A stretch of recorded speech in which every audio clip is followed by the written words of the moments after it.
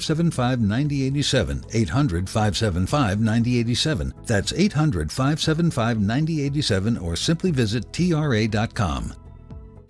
ESPN New York is your home for the world champion New York Knicks. WHSQ and WCBS-FM HD2, New York. Don. There's no tush push if you're not pushing the tush. Hahn. I want you protecting my blind side. And Rosenberg. When I was 7, I was riding shotgun and smoking cigarettes. This isn't North Dakota. This is New York. This is Don, Hahn, and Rosenberg. The best threesome I've ever heard. On ESPN New York and streaming live on YouTube. 3 o'clock in the big city. Don, Hahn, and Rosenberg with you until 6:30. At that time, it's the Mets and the Blue Jays. What's going on, guys? Hot, but it looks like a storm's coming. Cool us off just to create more humidity and more heat. I don't know if we might just get a sprinkle later, but this heat's it's intensifying by the day. What did you just put on there? Put on some Serena? Flipped on the Serena. All right. I'm waiting. We just saw Norway get past Ivory Coast 2-1. Sorry, I didn't realize you did. Another arbitrary ending.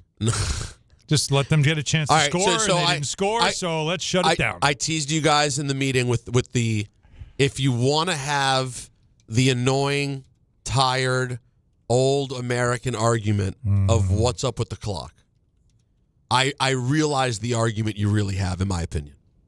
Do you want my just opinion on this? My take for you? You have an opinion. We all have opinions. That's what sports radio is. Go for it.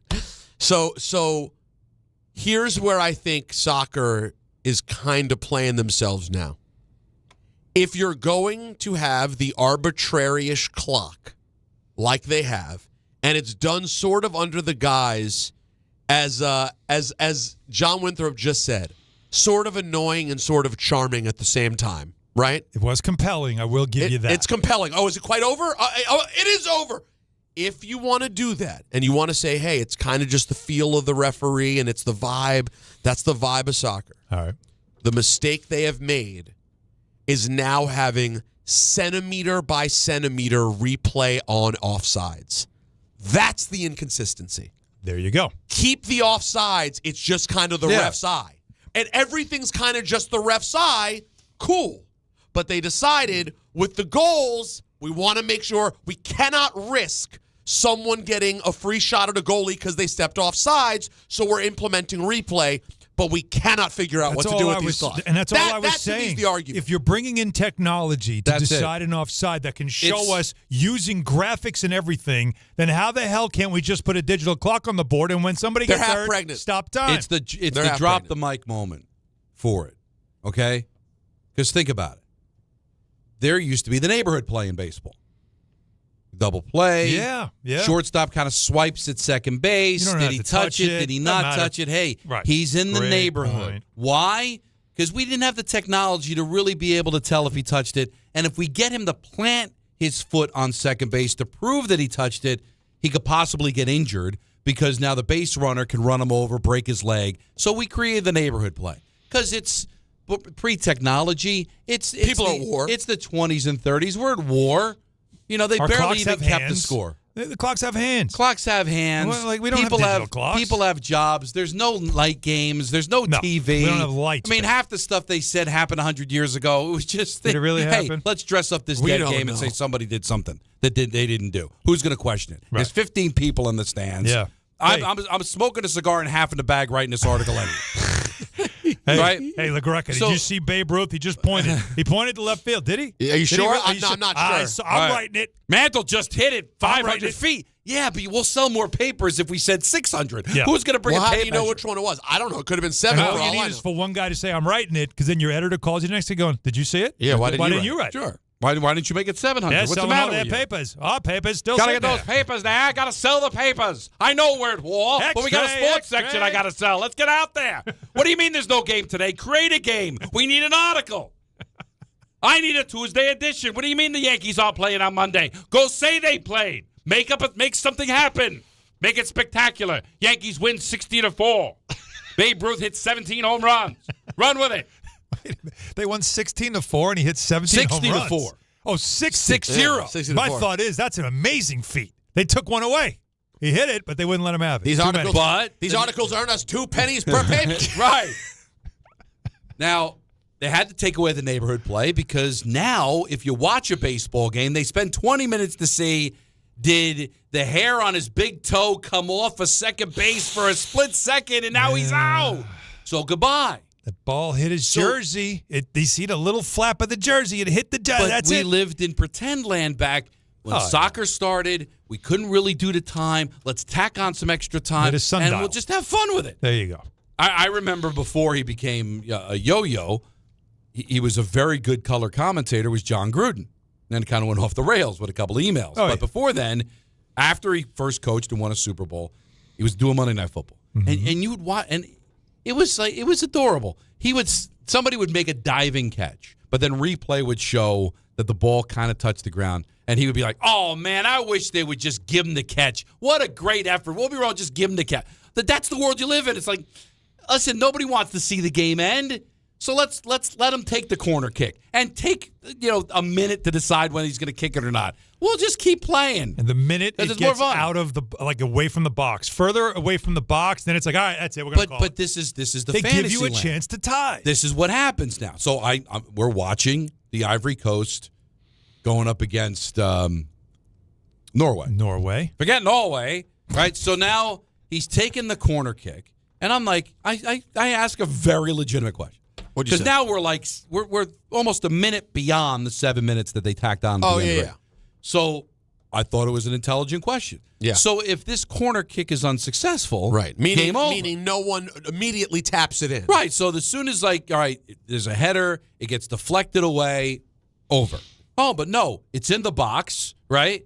And Ivory Coast gets the rebound. No, you got to see what happens here. Yeah. So let's say for the next 5 minutes they're passing it around the box. You're like, I can't stop the clock. Somebody might kick it in the goal. Well, but to your point though, to the opposite when it went out and they got a corner, he's like, you got a second corner. It's like, how many corners are we going to give them? Now, but to respond to your point and say that it's actually not how it would play out.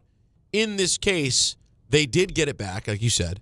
And then they decided to kick it back towards midfield, and the ref immediately blew the whistle. Yeah, and that makes sense. Yeah. But do you see what happened? It goes from one corner kick to another corner kick, a little activity after. Next thing you know, you're a minute and a half past the suggested 7 minute. Like, come on, man. If I'm a fan, if I'm a fan of Norway, I'd be like, wait a minute. Stop the clock. Question. Yeah, I'd be furious if I was a fan of Norway. But it works but the thing is, when you're a soccer fan, it's going to work for you another time. It's just the way it goes. But not when it's elimination. Not when you're eliminated. Not elimination. Question for you. If it's 3-1.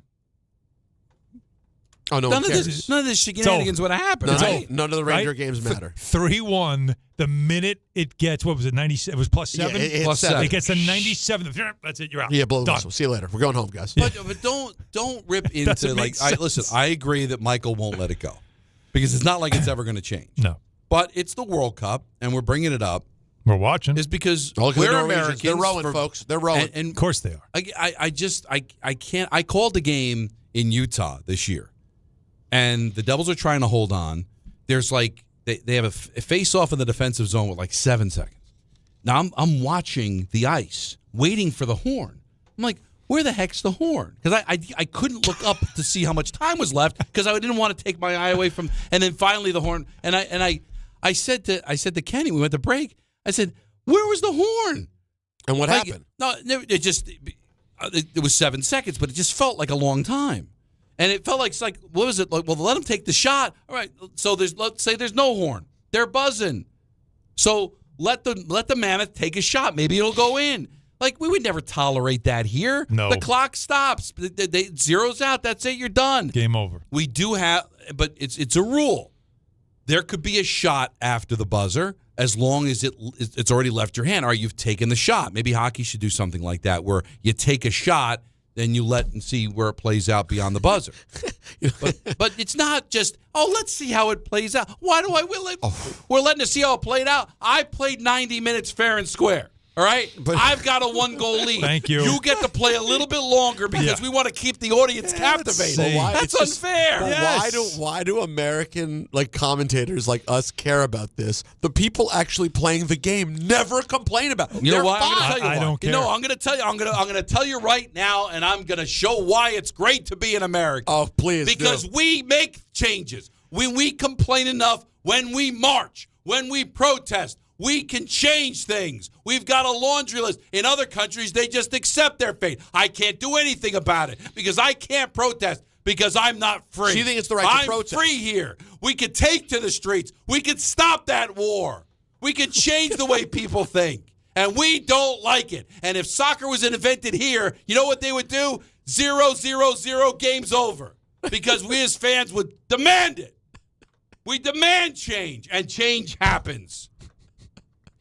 Yeah. In Norway, it's like we got to live with it because what are we going to do? Sorry. Put it in a suggestion box? Yeah. No, I would. Other places, you make a suggestion, you get shot. Don, look, we don't have air conditioning in Paris because this is how it's always been. It's always been. Nobody wants to change it, but here it's always about degrees, change. but we don't care. don't like it. We're going to take to the street. Now, You think you're better? You think you're better than previous generations? And they didn't have air conditioning. Yeah. They lived through it. But those people died for air conditioning. This stupid international game with every time I look at the TV, I see all these women from one country, borderline topless, jumping up and down. If this were America, they're not even there. We got nothing but men getting drunk, That's right. falling on top of each other. But guess what? When it hits 0, those men are going home. They're going home. They're going straight home. All right? That's the Because we got American things way. to do. We don't have all this extra time. No. I got work to go to. And we don't have time for having all these women having fun at the game. It's a man's game, and it ends when it ends. I got a train to catch because they wouldn't let me park in the parking lot. Yeah, exactly right.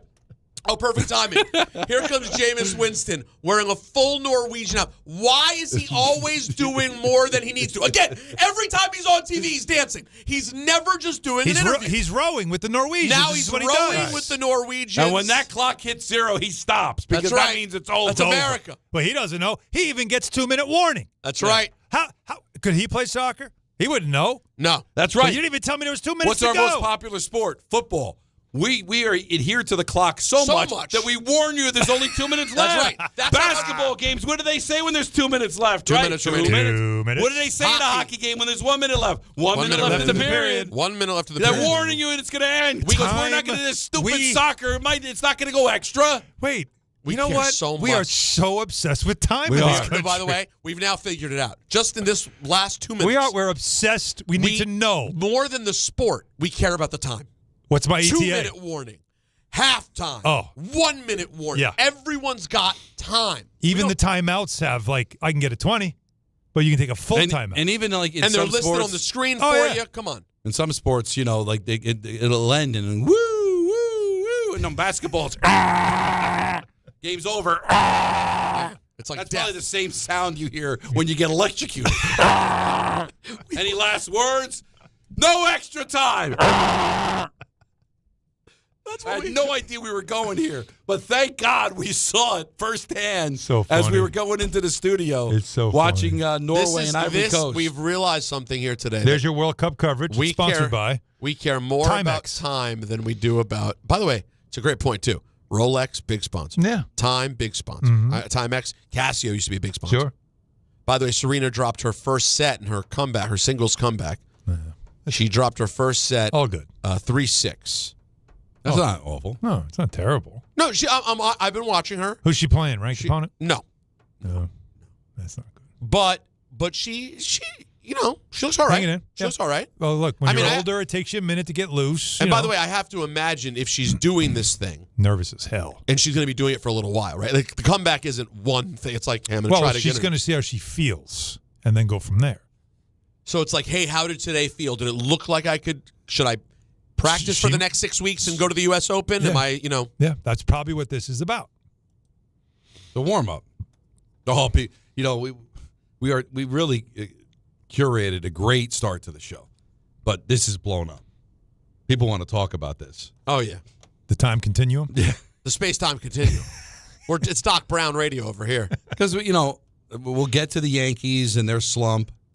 We'll get to the LeBron James of it all. Oh, there's LeBron Isn't it James great? of it all. If you're a Knicks fan, isn't it great that LeBron James is available? And You you're don't like, care? We're good. You know what, though? We need to put a stop to some people. Already. Because there's Some people need yo-yos to out log there. out right now. All right. But anyways, go Stop ahead. it. But Continue. still, it's not really you need them. But we're watching the Mitchell Robinson situation because that's really the only thing left. Because this is the 6 p.m., right? The It's 6 phrase p.m.? that I hate in sports. It's so lazy. What is it? With illegal tampering. Well, I don't. they have. Well, it's not because in the NBA, what it is you can talk like starting tonight. You can talk to free agents, but nothing is official. I know for but 6 days. So call it something different. The football It's free too agency. is just exactly. But Not once you agree to a legal deal, tampering. it's a handshake deal and it's done.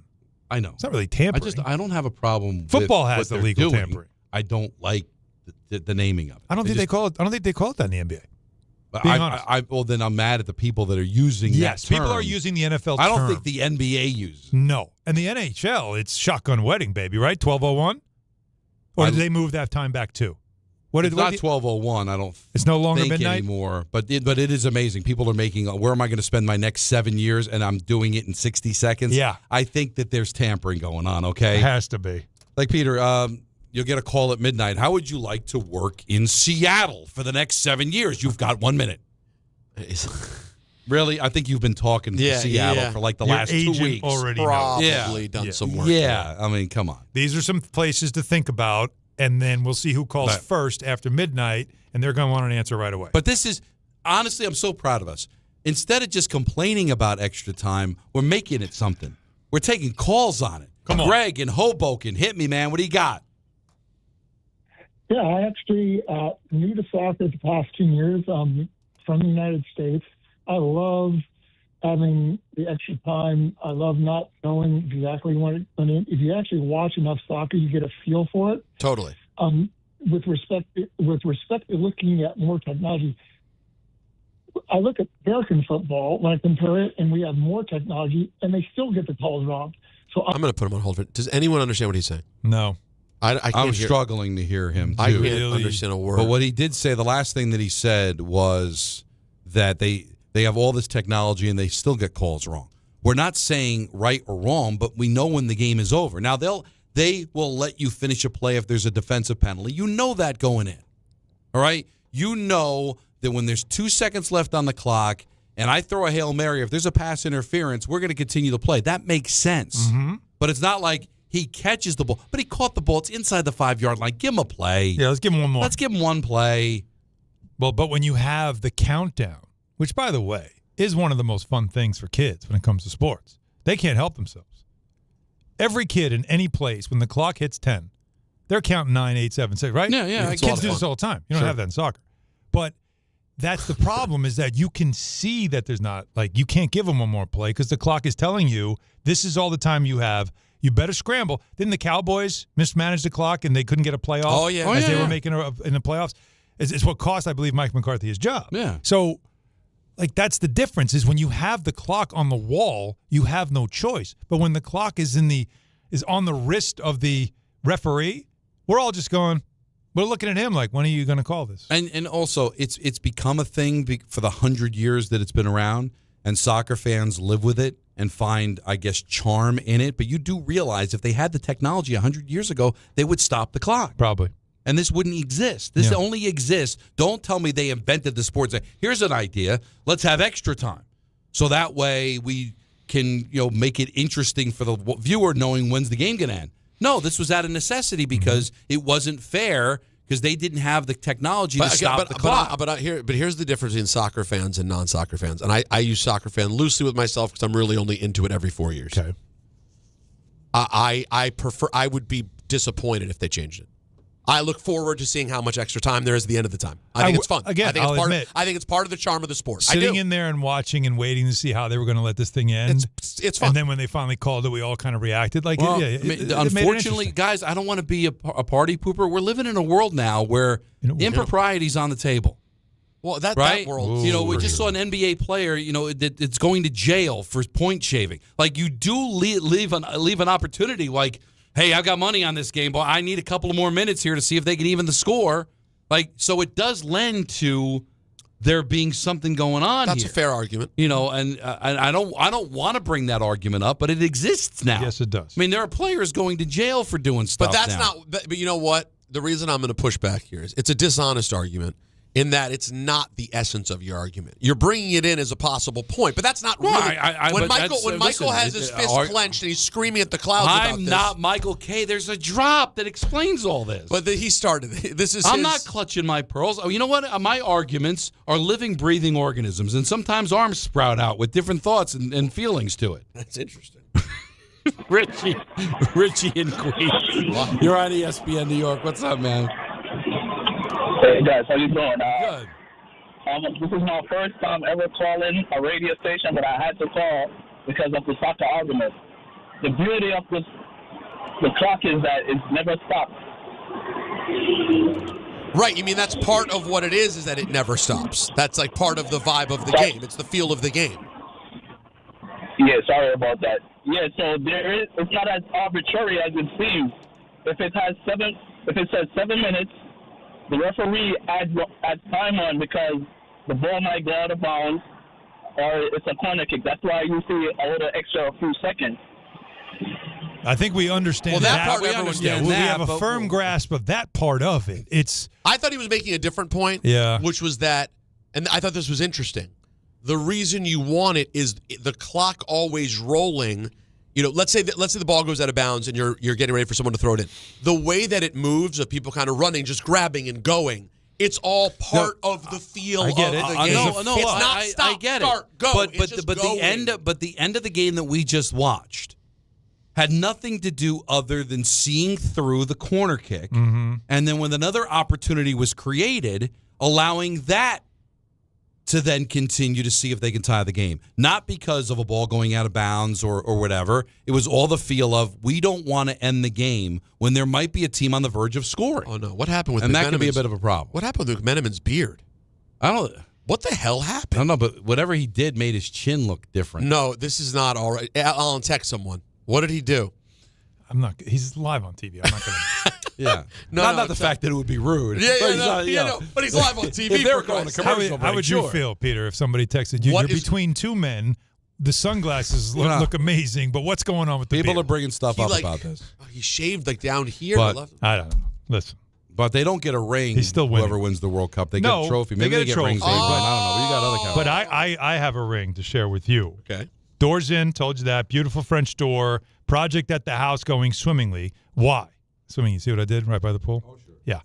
Well, because Rings End made it work out so well. That's why we deal with them. That's why we went to them. The door arrived on time. It was perfect, in great condition, and it was installed very easily, and now the rest of the project can continue. My contractor, Michael Weldon, he relied on Rings End with me, and Rings End came through. They can come through for you as well if you have anything to do around your house when it comes to windows, doors, kitchens, any updates and upgrades you want to make to your house. Rings End is the place to go. They're not a national chain. They're a regional company. Northeast, they know the area. They know your house. They know everything that you need for it. They have 8 full-service lumber yards in Connecticut and Westchester County and 12 freestanding paint centers as well. Rings End, family-owned and operated, by the way, since 1902. And if you can't make it to a store, you can shop online. Just go to ringsend.com. That's ringsend.com. All right, more calls on this. We want to get into the Buster Olney of it all. He was on DNR earlier today. Some really interesting stuff. Another loss for the Yankees. Listen, I'm all for giving them a break because 1/3 of their lineup is on the IL, but the losses are starting to pile up here. Now 3 back of the loss column of the Rays as we enter July tomorrow.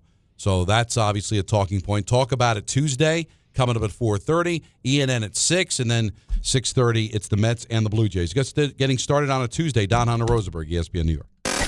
This is the Michael K. Show. David Stern should be ashamed of himself. His unbelievably inept way to put together a roster has cost a really good guy a job. There has to be a sense of relief when it comes to Carlos Mendoza. Why would you even want to continue to manage a team like this? An absolute joke. The Michael K. Show, weekdays at 1 on ESPN New York and streaming live on YouTube. Presented by the Parisman Firm. Good Karma Brands is proud to be an equal opportunity employer. providing equal employment, development, and advancement opportunities to all teammates and applicants. To learn more about careers with us, please send an email to talentacquisition@goodkarmabrands.com. That's talentacquisition@goodkarmabrands.com. Skechers elite athlete OG Anunoby has been making history on the basketball court. Anunoby tips it in. Unbelievable. What a shot. He's been balling out in Skechers high-performance basketball sneakers, and the world is noticed. But how does OG train off the court to keep in peak physical condition? Hands-free Skechers Slip-ins Aeroburst. They help prepare OG for the physical demands of playing at a championship level. Get your pair of Aeroburst for only $165 at a Skechers store, Skechers.com, or wherever high-performance running shoes are sold. Welcome to Jake's 58 Casino Hotel, where excitement never stops. Unleash the fun with 2 floors of gaming action, featuring 1,000 cutting-edge video and electronic machines. Enjoy exceptional service at a prime location that places you right in the heart of Long Island's excitement. Stay and play in style with over 200 hotel rooms and treat yourself to a full range of dining options at Jake's 58 Casino Hotel. If gambling is a problem for you or someone you care about, please call the 24-hour toll-free helpline at 1-877-8-HOPE-NY or text HOPE-NY. You matter, and so does your well-being. If you're facing tough moments, struggling with anxiety, depression, thoughts of suicide, or substance use, help is here anytime you need it. Call, text, or chat 988 for free confidential support. New Jersey's 988 Suicide and Crisis Lifeline is here 24/7 for you or someone you love, with trained counselors who listen and care without judgment. You matter. Remember New Jersey's 988. A message from the New Jersey Department of Human Services. If you're heading into summer without a medical emergency kit, you're taking a risk most people don't think about until it's too late. Summer colds linger and can turn into sinus infections that last for weeks. Getting sick right now before vacation can derail everything. And when you're traveling, finding a doctor and pharmacy is stressful. That's why I ordered a medical emergency kit. It's like having urgent care and a pharmacy right at home. It includes essential prescriptions like amoxicillin and generic Z-Pack to treat a wide range of common and serious illnesses. So if you wake up sick, at home or on the road, you already have what you need. No waiting for your doctor, no hours at urgent care, no pharmacy lines, no copays. Just match your symptoms to the right prescription in your guidebook or call their telemedicine doctor standing by. Start on your meds sooner and feel better faster. Every home needs at least one medical emergency kit. Order yours online in minutes and it's shipped to your door. And save $45 with my promo code 880 at urgentcarekit.com/880. That's promo code 880 at urgentcarekit.com/880. Now let's take a look at the traffic with Brandy Scott. Hey there, guys. Good afternoon. It's a gridlock alert day. FIFA World Cup match tonight at New York, New Jersey Stadium. 42nd Street closed. Only buses and shuttles getting through from the east to west side. New York Penn Station. You need a World Cup ticket to access New Jersey Transit trains. That restriction lifts at about 4:15. Some solid slowdowns on Route 3 westbound heading into the Meadowlands. Your stop and go there from the Turnpike Eastern Spur. Inbound George, no roadwork to slow you down. Looking good on both the upper and lower decks. Worst of it to the outbound George, Cross Bronx westbound. A crash by Webster Avenue involves a tractor trailer. You're solid there from White Plains Road on through.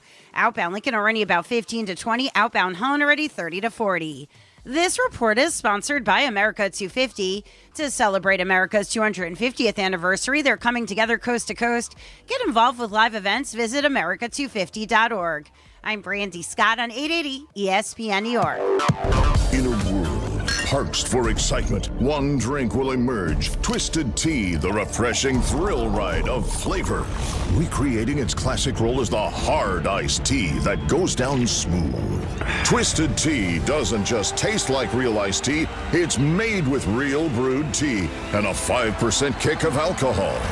Taste the adventure with Twisted Tea Hard Iced Tea.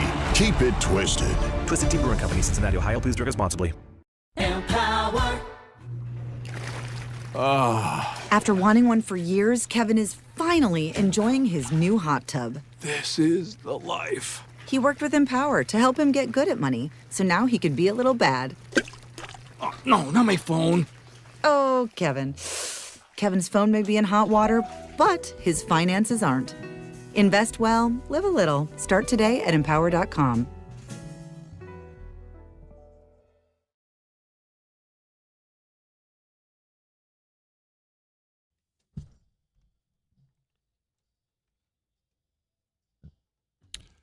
Before we get going here on this fabulous hot Tuesday in which all of a sudden soccer broke out in our open, Anthony Pusick needs to talk to you about things. Of course, Don. How we doing? Good. And yourself? Fantastic.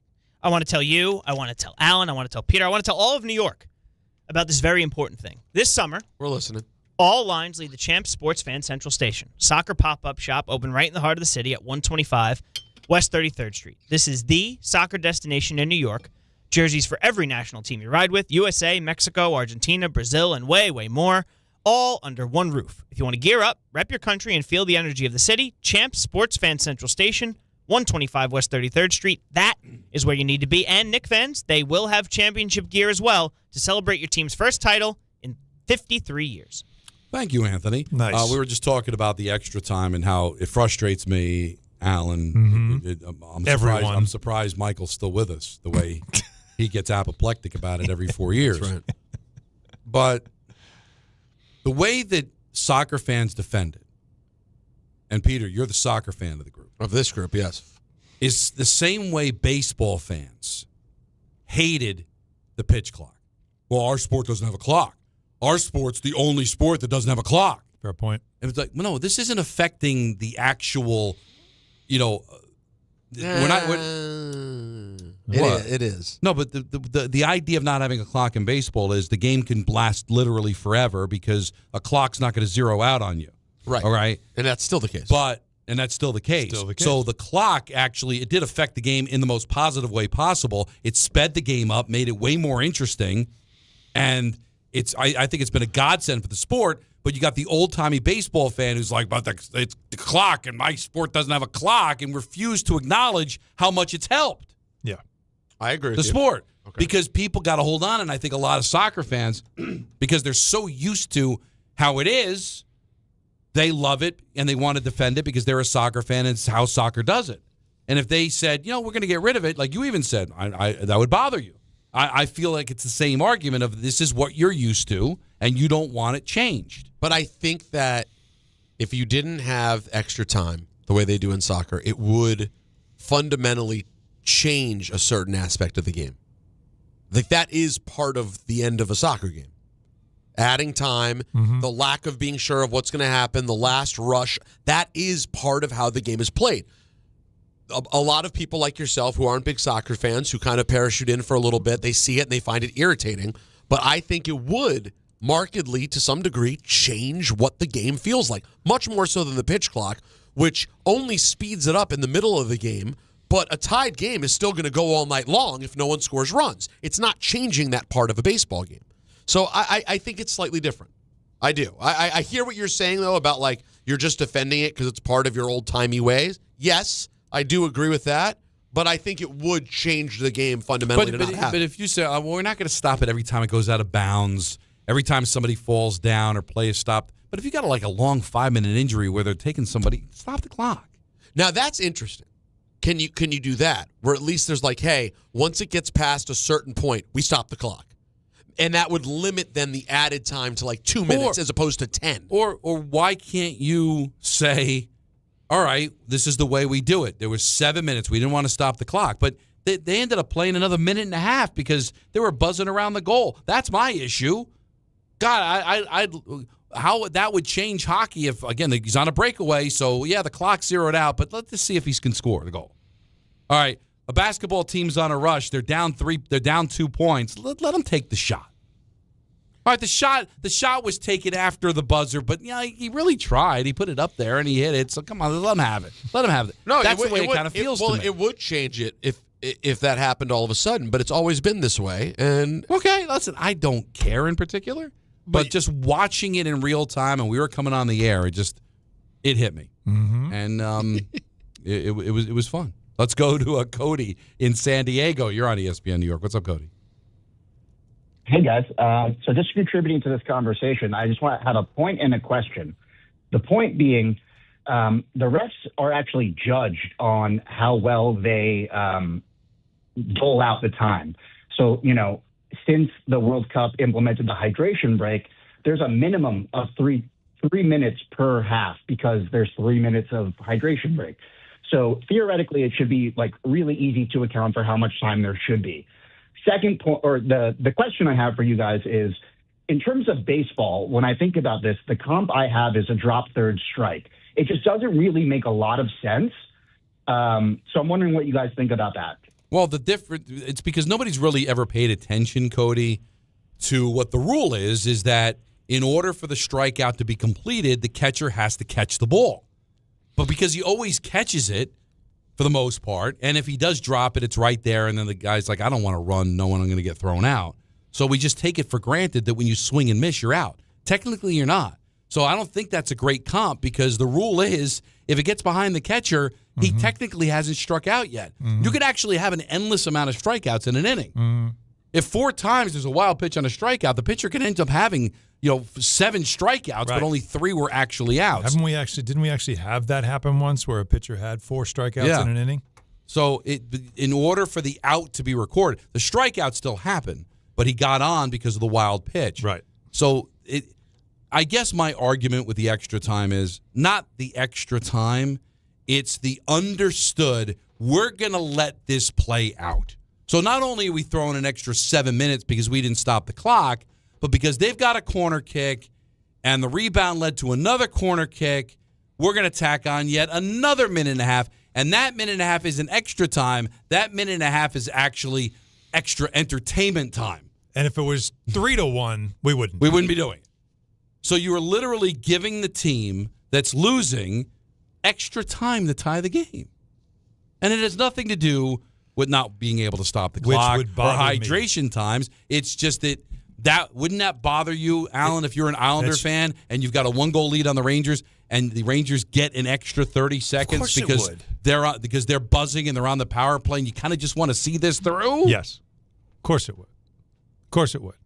Again, but like Peter said, everybody knows this is coming. You're used to it, so fans don't react like we do. But because we're relatively new to this, it's our jarring reaction to it. We're just staring at it going, well, now, I can only imagine what Europeans think or even like cricket fans think when they watch baseball. They might say the same thing. Why the hell do they do that? No, and listen, that's stupid. It's their thing, and they can do what they want to do. And I'm not getting mad at soccer We're fans not telling if you them love they it. can change I'm it. We're just saying telling them we hate it. It bothers me because all the other sports, it's the only sport that does this, to my knowledge, where you kind of let it play out. It's almost like, giving Marco an extra couple of swings, letting him hit a home run. It's fine when you're playing on the playground or whatever. We all did that. Give him one more down. Let's see if you can do it before the bell rings, know. And it's odd to me as somebody that's competitive. It would bother me if I had a dog in the fight. And maybe I will. Maybe the U.S. will advance, and I'll be watching it. I'll be totally into it, and they'll have a lead, and I'll be like, "Stop it! Blow the whistle! No, let's give them another chance." And then you'll see. Wait. Then you'll see. No, it would suck. And then what if they lost? But it would suck. But it's just how what the would game the works. Right? And it's just it would be. And you know what? Imagine if when you went down in a boxing match, that's like time tacked back on, right? So I give you an 8 count, so that's 8 more seconds now in the round. So I knock you out, but so no save by the bell. No, I don't knock you. Right, there's no save by the bell, but there's also, not that I knock you out, I'm winning this fight statistically. It's over. But it's like, I don't know, let's see if we can get a chance to knock this guy out. You know what I mean? Yeah. And so the time's up, but because there's some extra time to it, you might give him a chance to knock me out before I can get the win at the bell. Here's a legitimate question. It's just extra. It just feels like, wait, what are we doing? There's plenty of examples. Let me throw this out to you, Peter. Okay. And honestly. All right. This one's going to be the one where I go, you know what, I'm with you guys. You're going to walk out? They got to change No, there's no way you're going to. Who could the U.S. play if they made it all the way to the championship game at MetLife Stadium? All right. Like, who's a potential Let me look at the actual bracket. Because I want this conversation to be as authentic as possible. You want it to feel like it could actually play? All right, so let's say the U.S. manages to get past Bosnia tomorrow. Yeah. And Herzegovina, sure. by the way. Can there be 2 countries? That's a whole I other. know. I know. So think about that. So where is the U.S. in this damn bracket? I'm looking for them. Here we go. So if we're on the top half.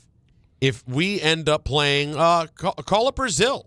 Okay. Oh, that'd be interesting. It could Brazil. It the could old be Brazil. men of Brazil. It could be Argentina. It could be England. All right. USA, All right, England. then For England, America, 250. Right. England looking, like you can't write a script better than that, Are right? you kidding me? Oh, England with their revenge. Make this happen. Oh, well, you know what? Wait, Here's how we do it. Bonus bet, 1776 on FanDuel. Yeah, here's how I'd have England come out marching in a straight line. I'd have all the American players coming out of the stands, like all over the right, ambush them. Right.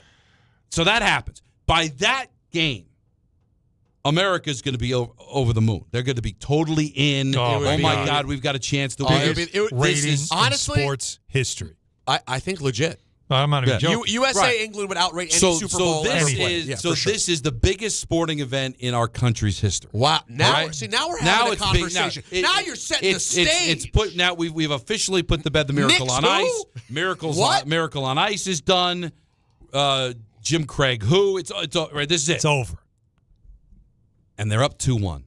We're up 2-1. We've got England on the ropes. They've got again. We got five. Looking for a sweep. 5 minutes of extra time. Yeah. And we're clinging to that 2-1 lead. But all of a sudden, 5 becomes 6. Yeah. Because England's buzzing. The clock 13. continues to go beyond. Wait, they've got a +5, but we're in the 96, 97. England's buzzing. What's going on? The whole country's screaming, blow and the game, blow the whistle, and England scores. Oh, my God. Goes to PKs and wins. Goes to PK, England wins. The soccer fan will go, hey, that's the way it goes. No. But all those people that weren't soccer fans, that were now all in, they would go, you know what? I'm done with this sport. I'm out. This is stupid. And tell me that wouldn't happen, and tell me they'd be wrong. We're changing the rule. You couldn't tell me they'd be wrong. Investigation. Why would you ever? But the thing is, you know perfectly well. Everything you just said is true. Everything is true. And by the way, some of them would have been drawn into it, and I think even that wouldn't take them out. So some percentage would stay. Yeah, of course. Because the journey was amazing. There's a percentage of people who would be out. But you cannot tell me in good conscience the sport should govern themselves based on these people who do not watch the sport, who they're hoping, who would be willing to quit the sport after one day. I'm not governing the sport for you yo-yos. What I'm telling you. It's for the people who love the sport. What I'm telling you is, I am not telling you they should change it. It could kill the sport. Do what you do. It's working for you, okay? I think they're doing all right. They're doing fine. I'm just giving you an example why it just doesn't seem to click here in the States. And that would be an example from greatest moment, and possibly on the verge of the greatest moment in the history of sports in this country, to a lot of people saying I'm out because they just wouldn't get it. They wouldn't understand it. And I've been sitting here for 50 years as a sports fan hearing that soccer's the fastest growing sport. It's going to happen. I think that's the reason why it just hasn't clicked the way it's clicked with every other country in the world. And I'm not saying we're right, but I'm just saying I'm not. It's saying, simply I'm watching and I'm like, what is that? It can't be that. What is that? It what can't be that. That's not it. That's not it. I disagree. You guys don't think that's it. It's the only thing is the clock. No, it's not the only thing, but it's part of the things. There's so many things. It's part of Americans are impatient. That's why a lot of them don't like hockey. Don was just talking about this too. No, most people don't know hockey. They don't understand half the rules. So they don't want to watch. Icing and offsides, they don't get it, right? But one thing they do know, clock. They do know game's over. And also, it's one of the biggest reason is we're not any good. We're not any good at it. That's why we don't like it. By the way, right? And that would change if they went all the way to the championship game at MetLife Stadium. But I do think that might do seriously. God, isn't it suck if they go all the way? It's at MetLife Stadium. What kind of number would that get? No, it would be incredible. But we do have breaking news. Really? The Los Angeles Clippers are nearing a deal sending Kawhi Leonard to the Toronto Raptors. All right. It's 2019. Brandon Ingram. Ingram's going? Yeah. Who else? One of the great names in the NBA, Grady Dick. Well, they had to get rid of him. Yeah. 2 second-round picks, 1 pick swap, and second-rounders, sources tell ESPN. So that's a dump. Straight up, we don't want him. Right. They wanted. Remember that whole controversy there with how he got paid from that landscape or tree company, whatever. Let's move on. That might even be the league saying, you know what, we've done an investigation. Why don't we just get him out of there? Let's get him out of there, start fresh. They wanted to get rid of him. Brandon Ingram's a nice player. He's an all-star caliber player, but wow. So he goes back to Toronto where he won his championship in 2019. All right, we got a break. 1-800-919-3776. Calls on this. We got Yankees to get into. Talk about it Tuesday at 4:30. ENN at 6. Don, Hahn, and Rosenberg, ESPN New York. Mornings with DiPietro and Rothenberg. Mendoza out, Andy Green, the Mets' new skipper. You wanted your pound of flesh. People were freaking out. It may not be the firing that you wanted, because that might be Stearns, but big move for the Mets right now. What's going to happen is this is going to expose the GM more. And what's next, you're going to have to decide is what are we doing with the GM of this team? Are we keeping or are we not keeping David Stearns? DiPietro and Rothenberg, morning 6 to 10 on ESPN New York and streaming live on YouTube. When care matters most, experience matters more. The Allure Group is redefining rehabilitation and long-term care across New York with 6 convenient locations. Their expert clinicians create personalized care plans to help you recover, rebuild, and get back to what matters most. From short-term rehab to long-term care, Allure is committed to comfort, dignity, and results. To learn more, visit allurecare.com. The Allure Group, where care meets compassion. We are moving now. Electric bikes are everywhere. They are quiet and very fast. Teens ride them on the roads, in bike lanes, but also in places they should not be, like sidewalks and parks. Look out! When you ride, wear a helmet. Don't speed. Watch out for pedestrians and cars. New York State and your community have specific rules for electric bikes. Follow them. Go to trafficsafety.ny.gov for more info. A message brought to you by the Governor's Traffic Safety Committee. Wherever your day takes you, across New Jersey, into New York, or down to Philadelphia, New Jersey Transit gets you there. Skip the traffic and stay on track. With busy travel periods ahead, plan ahead, check schedules, and allow extra time for your trip. From work days to weekends, New Jersey Transit keeps your routine moving with reliable, convenient service. Ride smart. Plan your trip at njtransit.com. This is Bart and Carlin on ESPN New York.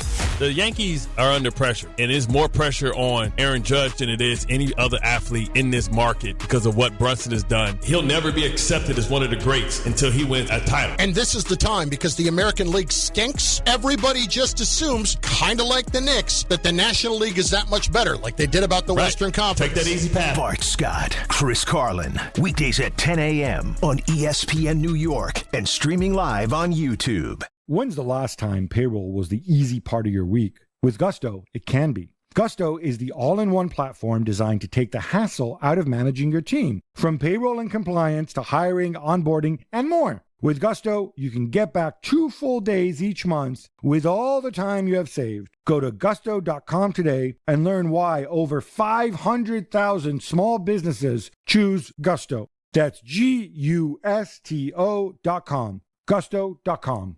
My name is Whitney Allen, and I'm a widow. My husband, Ryan, died. We never thought we'd ever have to use life insurance, but the unexpected happened. With Ethos, signing up was fast and 100% online. You can get a quote in seconds, apply in minutes, and get same-day coverage. No medical exams, and you can get up to $3 million worth of coverage. I'm grateful we were prepared. Get your free quote at ethos.com/play. That's ethos.com/play. Paid spokesperson. Time spent on application may vary. Online health questions required. Download to see if you qualify. Not all customers will qualify. Transfer fees may apply. No Albert subscription required. Albert is not a bank. Albert Instant Loans are issued by FinWise Bank, member FDIC. Not an actual client. Terms apply. Kylie, what's wrong? I just got hit with a car repair bill. I'm behind on rent, and I feel like I can never save any money. Have you tried the Albert app? Albert is your financial assistant, helping you find ways to save and create custom budgets to actually grow your money. Plus, you can get up to $10,000 for big expenses, or advance up to $1,000 fast when you need cash right away. Albert can get me up to $10,000? Exactly. Albert spots you in a pinch and helps you grow your money in the long run. I'm downloading Albert right now.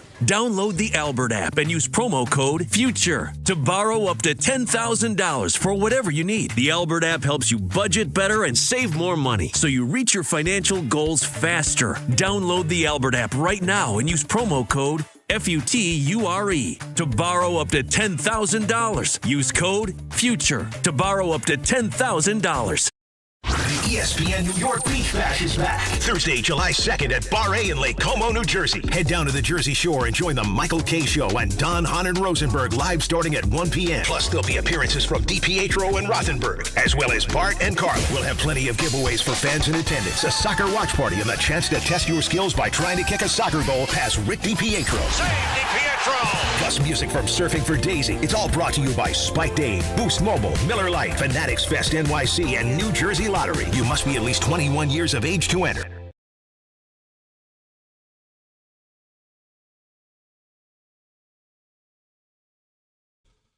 Oh, the conversations that we have off the air. I'm arguing with people on Twitter about American Pie, which is fun. Because, you know what, arguing about music, but I just hate when people say I have the fact that I love that song's a bad take. That the Don McLean vehicle? Yeah. What else would it be? And then the movie. The movie. Steiny 777. Oh boy, I guess when he had to put his name on the avatar, he just leaned on the keyboard. So when I told him, I said it's not a good song; it's a great song. Oh wow. This is a bad take, Don. American Pie, Paradise by the Dashboard Lights, also a very good song, and Summer Nights from Greece, and basically anything else heard sung from a girls' college dorm in the mid-'90s is awful. Do you know what it's about? Like, it's basically the history of rock and roll. There's different meanings to. Listen, obviously you just don't have the time or the brain wave. It's a great song. Listen, music is selective. You're also subjective. What that screams. That's feigned masculinity right there. Anything that a girl sang in a dorm room is not good music. Okay, Don McLean's not a woman. Number one, and number two, you're too tough. Listen, you don't have to like the song. I don't think Peter's a big fan. No, I like the song. But the song. But not everybody is going to love every song. Exactly. But to not acknowledge the significance. Listen, preference-wise, I'd set fire to everything the Grateful Dead ever did. It is noise to me. I don't understand why anybody would like it. But I acknowledge their greatness because they were around forever, and people follow them all over the country, and people love them. So there must not be my cup of tea, but I'm going to acknowledge the greatness. There you go. That's it. The song is in the top 10. It's the 4th of July is coming, so they're going to have the top 100 songs, top 250 songs. It's going to be in at least the top 20 of every single list. They did a documentary on it. Yes. You can't. There's no denying it. I'm with you. And it was such a good song. Don couldn't make another song. That was it. That's not true. Didn't come through. He's got a. No, come on. Whatchamacallit? The other big one. What's the other big one? Well, Vincent was a huge hit. Tupac's favorite song. Is that really? We did. No, I swear to God, we did this whole. Really? Oh, it could have been. I take everything's days deja off. vu. That's happening. I take days off. No, you think I talked about it with Michael? It's starting to take effect. No, you would have gotten more out of it if you talked to your foot. Right. Exactly. All parts of it, by the way. You could have talked to OG about it. You don't. Yeah, OG would have responded. Why? Oh, you mean OG, the cutout we have here? My you don't remember that? We did a whole thing. I don't remember. We'll talk about it. I believe he has a Vincent tattoo. Okay. It's about Vincent Van Gogh. It's a deep stuff. He's got a dreidel song. Okay, well, because he's not Jewish, but it's actually a very good song. Well, McLean, what a shock. Well, I'm just that might not be his real name. I don't know. That's true. It's a great point. But fair. Maybe he converted. We don't know. That could have happened too.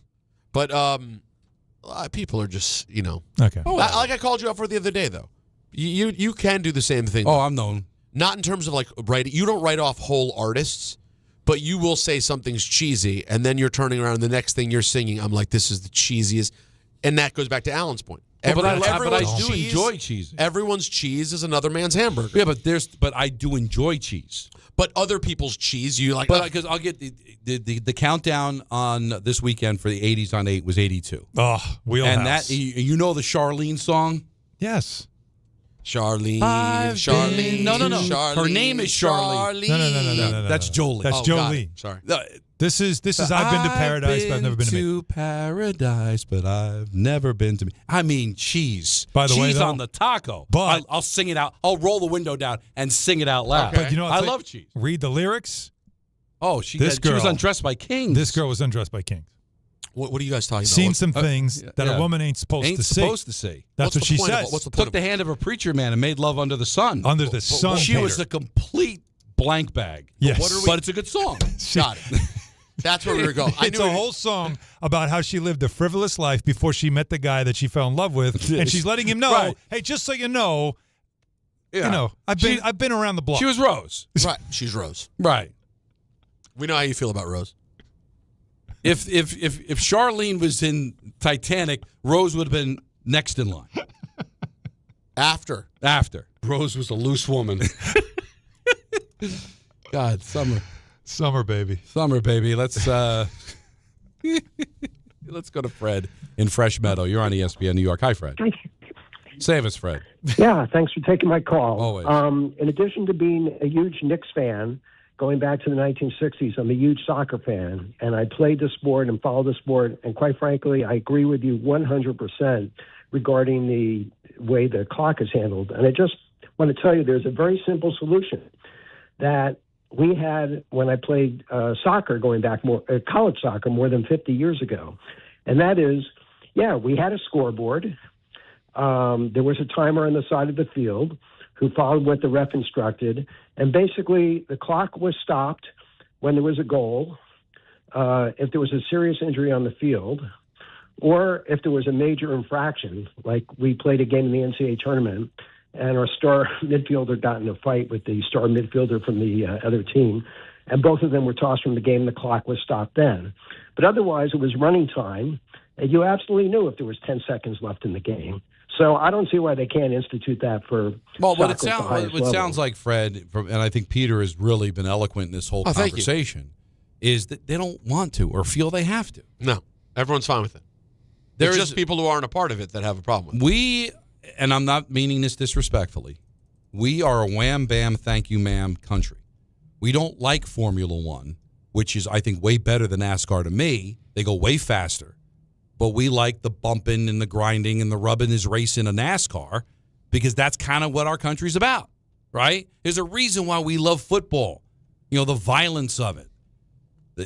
I just think that we are the one little piece of the planet that looks at things a little bit differently than everybody else. We don't have time to appreciate the beauty of the moment. We want to be entertained now. We don't want to sit there and think about what it all means. We just want to get the answer immediately. Right. And that's how we are, and that's how we're and that's the difference. The truth is, it is a very European and American difference. Huge. And it's not just Europe, obviously, it's the whole world, but that sort of je ne sais quoi, the vibes, can we just be honest for a second? But they know how to live life. A little siesta. On weeknights, going out and having a bottle of wine and smoking a cigarette. They live life out over there. Mm-hmm. We want a clock. We want it done. We want to move on to the next thing. That's it. We got something else. There's something else. Yeah, there's because I don't know if you know this. We're taught in other countries and other parts of the world, they're taught to live life and have a good time and enjoy everything. We are taught you go to school till you're 18 or 22, and then you immediately work a 9 to 5 until you're 65, and then you humor yourself that when you retire, you're going to have some sort of great retirement, and then you either drop dead because we're served poison our entire life, or you just kind of hang on for dear life till it ends. It's over there, they have a good time. It's the contrast of live to work versus work to live. Exactly. That's simply the contrast. It is. It's a small version of that, but there is a thing in the way they do it that's just kind of like... It's an attitude. It's an attitude. It's the approach to it, and they like it. I like it. It's how I like to live. I'm stuck here. This is home, and this is the life I chose. But I like to think that I'd like to live there. I don't think either one's right or wrong. I just think that's the big difference. All right.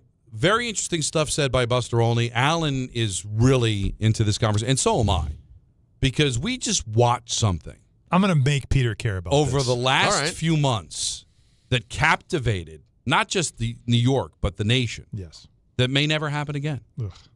And especially in a particular sport. Don, Hahn, and Rosenberg take up until 6:30 here on ESPN New York. Hey, New York. Are you okay to drive?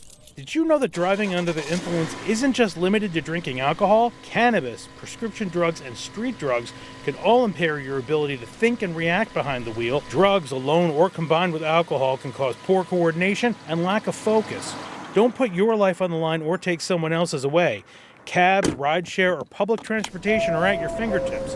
The New York State Governor's Traffic Safety Committee is reminding you to make a safe choice. Always drive sober. Skechers elite athlete OG Anunoby has been making history on the basketball court. Anunoby Anunoby tips it in. Unbelievable. What a shot. He's been balling out in Skechers high-performance basketball sneakers, and the world is noticed. But how does OG train off the court to keep in peak physical condition? Hands-free Skechers Slip-ins Aeroburst. They help prepare OG for the physical demands of playing at a championship level. Get your pair of Aeroburst for only $165 at a Skechers store, Skechers.com, or wherever high-performance running shoes are sold. Fans, arrive early at Yankee Stadium on Saturday, August 8th for the 78th Annual Old Timers Day presented by Fresh Direct. See Yankees legends put on the pinstripes again and take the field at Yankee Stadium. Relive memories of your favorite former Yankees and make new memories with your family. After the Old Timers Day ceremony and game conclude, stick around to see your Bronx Bombers take on Atlanta. Get your Saturday, August 8th Old Timers Day tickets presented by Fresh Direct at Yankees.com/tickets today. Monkey Sports, built by players for players, is your one-stop shop for hockey, baseball, lacrosse, and more. Find top-name equipment and expert in-store services like sharpening, break-ins, and relacing. Shop in-store at Monkey Sports in Farmingdale or Woodbridge, or online for all the top brands. Whatever your sports, Monkey Sports gets you game ready fast. Monkey Sports, where athletes shop. We all hear the radio ads about the IRS. They tell you to be afraid, to be scared, and they try to frighten you into calling. I'm not here to do that. Tax Relief Advocates is different. TRA is here to tell you that if you owe money to the IRS, whether it's $5,000, $50,000, or $500,000, we have a solution. It doesn't matter if you're sitting in your car, at work, or with your kids. No matter where you are, call now. 800-575-6759. Don't lose hope. TRA can eliminate or reduce what you owe to the IRS. Generous programs are now available that can give you a fresh start. Our passion is taxes and helping individuals fix their IRS problems. We have over 1,000 5-star reviews on Google and an A+ with the Better Business Bureau. You don't need to be afraid of the IRS any longer. End your tax nightmare today by visiting us online at TRA.com or call 800-575-6759. That's 800-575-6759. Tax Relief Advocates. Real solutions for real people. ESPN New York is your home for the world champion New York Knicks. WHSQ and WCBS-FM HD2, New York.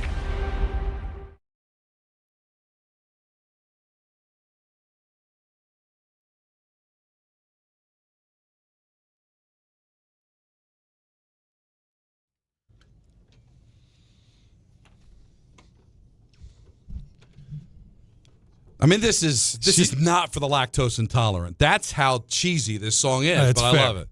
But I had it wrong. She's talking to a married woman with kids who looks miserable, trapped in her life, and she's telling her about all the stuff that she did. And trust me, you don't want this life. Jacob, I know you're tortured right now because you're a man with rhythm, you're a man with soul, you're a man that loves music. So I'm sure this song is basically like a knife to the groin.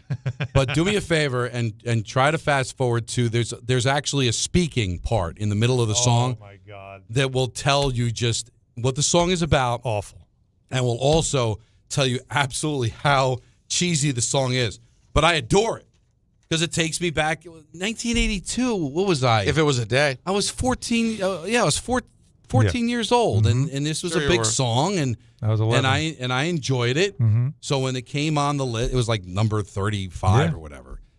It was between When the Glitter Fades by Stevie Nicks and 8675309 Jenny by Tommy Two-Tone. Like, so that's the era we're talking about. I don't know if you found it yet, Jacob. 8675309. When Jacob throws up, that's when I'll know he found it. Yeah. Yeah, she does. He can't even do it. It's a speaking part in the song. It's just so awful. But you know what? We built it up so much we got to play. But she has such a breathless. Right, she's so like breathy when she talks. But I think you could like a song and admit that it's complete cheese. Awful. That's where I disagree with Peter. It's like I'll call something cheese. And you'll be like, oh, but you like this? Yeah, because I do like cheesy. But I'll acknowledge that it's cheesy. I'm not going to sit there and tell you that this is one of the great songs of all time. This would be a great song for Don to do at the Beach Bash. Which is 2 days away from Don's big moment. We already got the song. Otherwise, I know you do. I would otherwise. I would the Beach Bash. No, but I've gone helping off you out.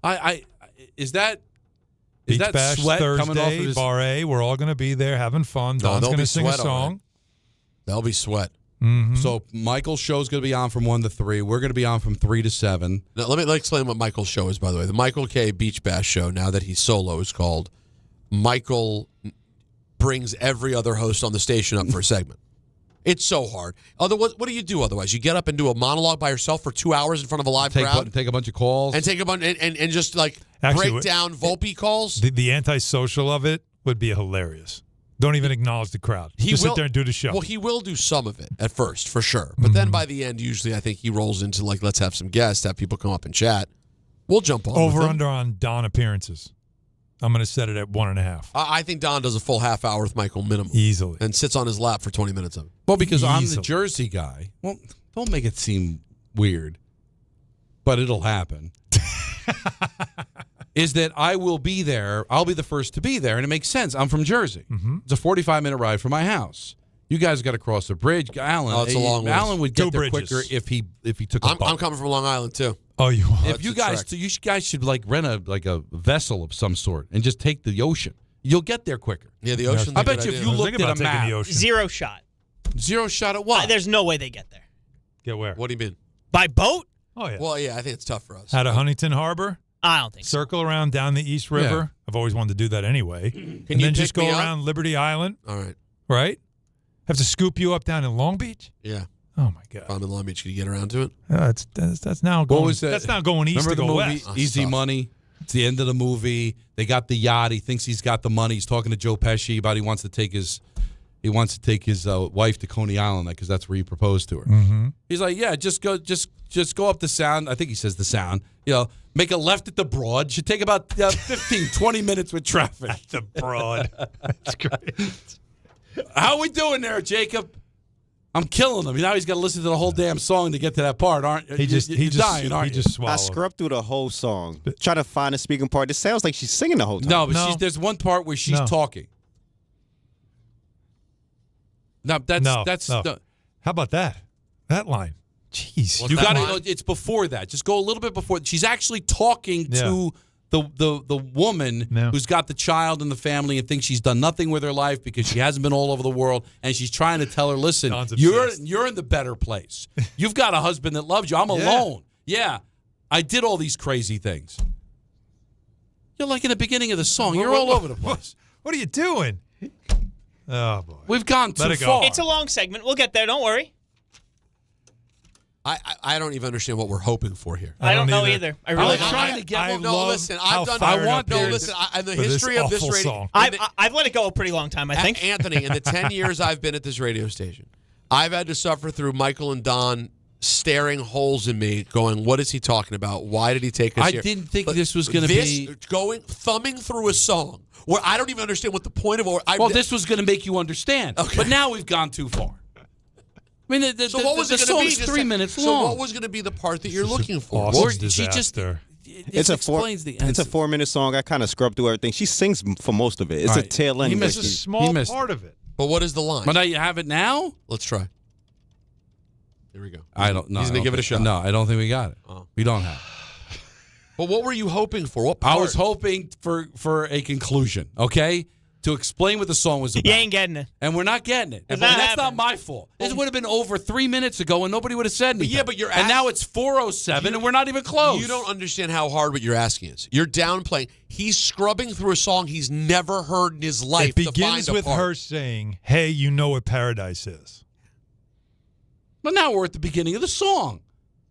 You got to stop now, Jacob. This is now on you. No, he's now trolling you. But he's trolling me. He's trolling you. How can he know what part? Do you tell him roughly how far into it was? Yeah, I told him it's like more than halfway. He's playing the beginning of the song. It's literally at the end of the song. How is halfway the end of the song? So which one, guys? Halfway or all the way? No, it's more than halfway. But it's not the beginning that he just played. Go 3 minutes, Jacob. It's verse 5. Go 3 minutes in. Verse 5? Verse Jesus. 5. There's 6 verses. Triumph?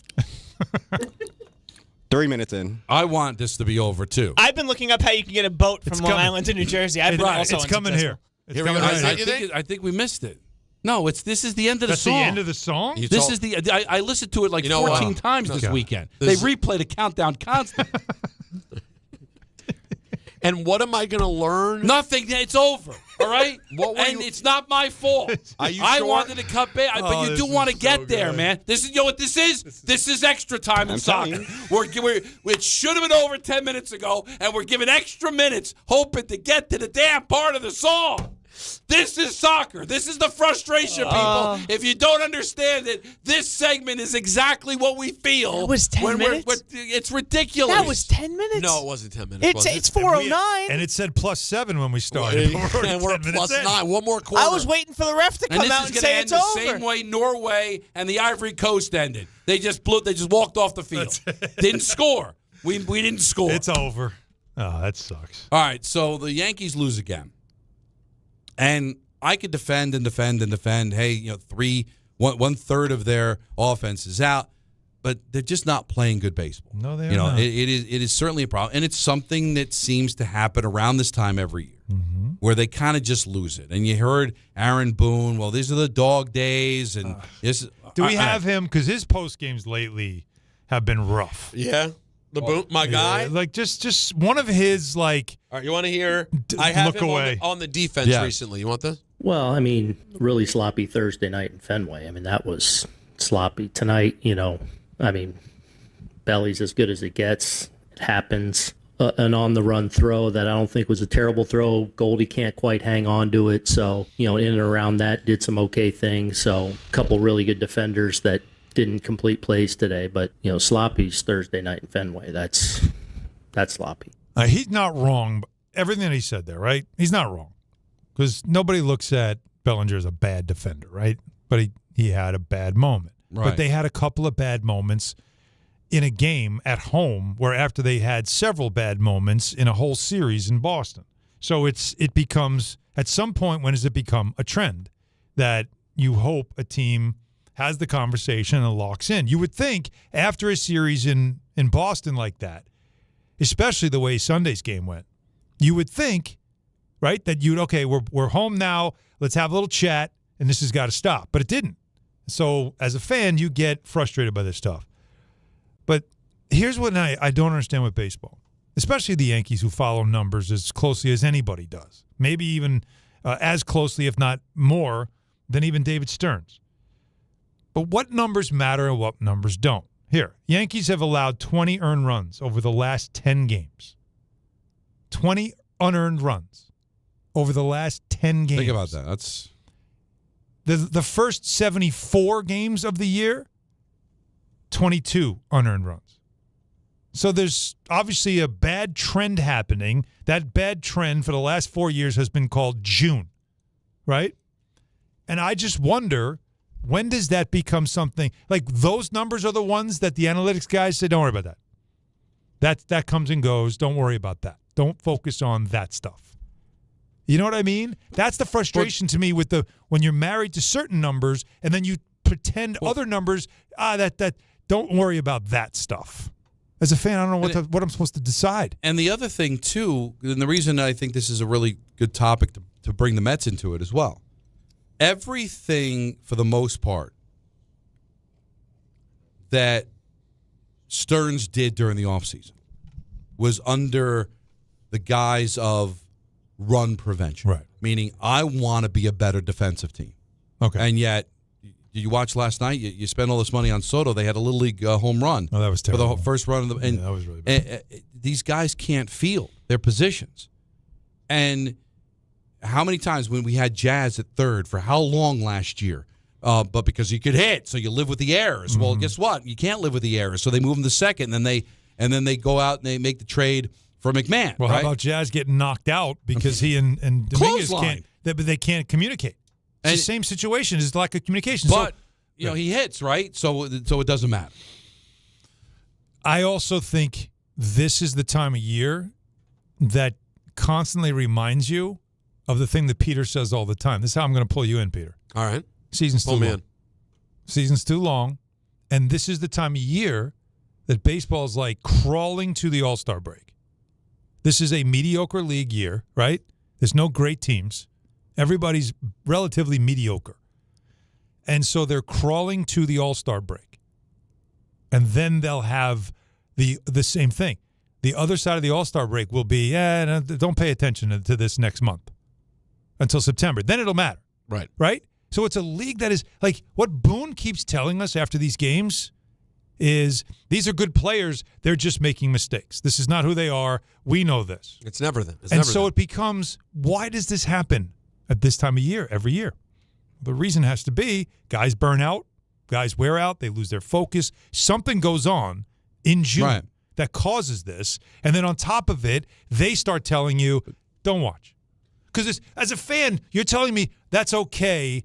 Good swings, good defensive players making bad defensive plays. So you're telling me as a fan, what I'm watching, I'm not supposed to react to. I'm not supposed to get upset. I'm not supposed to have emotion, nothing. So I'm just supposed to sit there and go, yeah, well, I guess it's a good player. It's just not playing well. Well, it's an entire good team that's not playing well. But it's costing them now because you went from being in first place in a lousy league, right, to now being in second place in your division, 3 games in the loss column back of the Rays.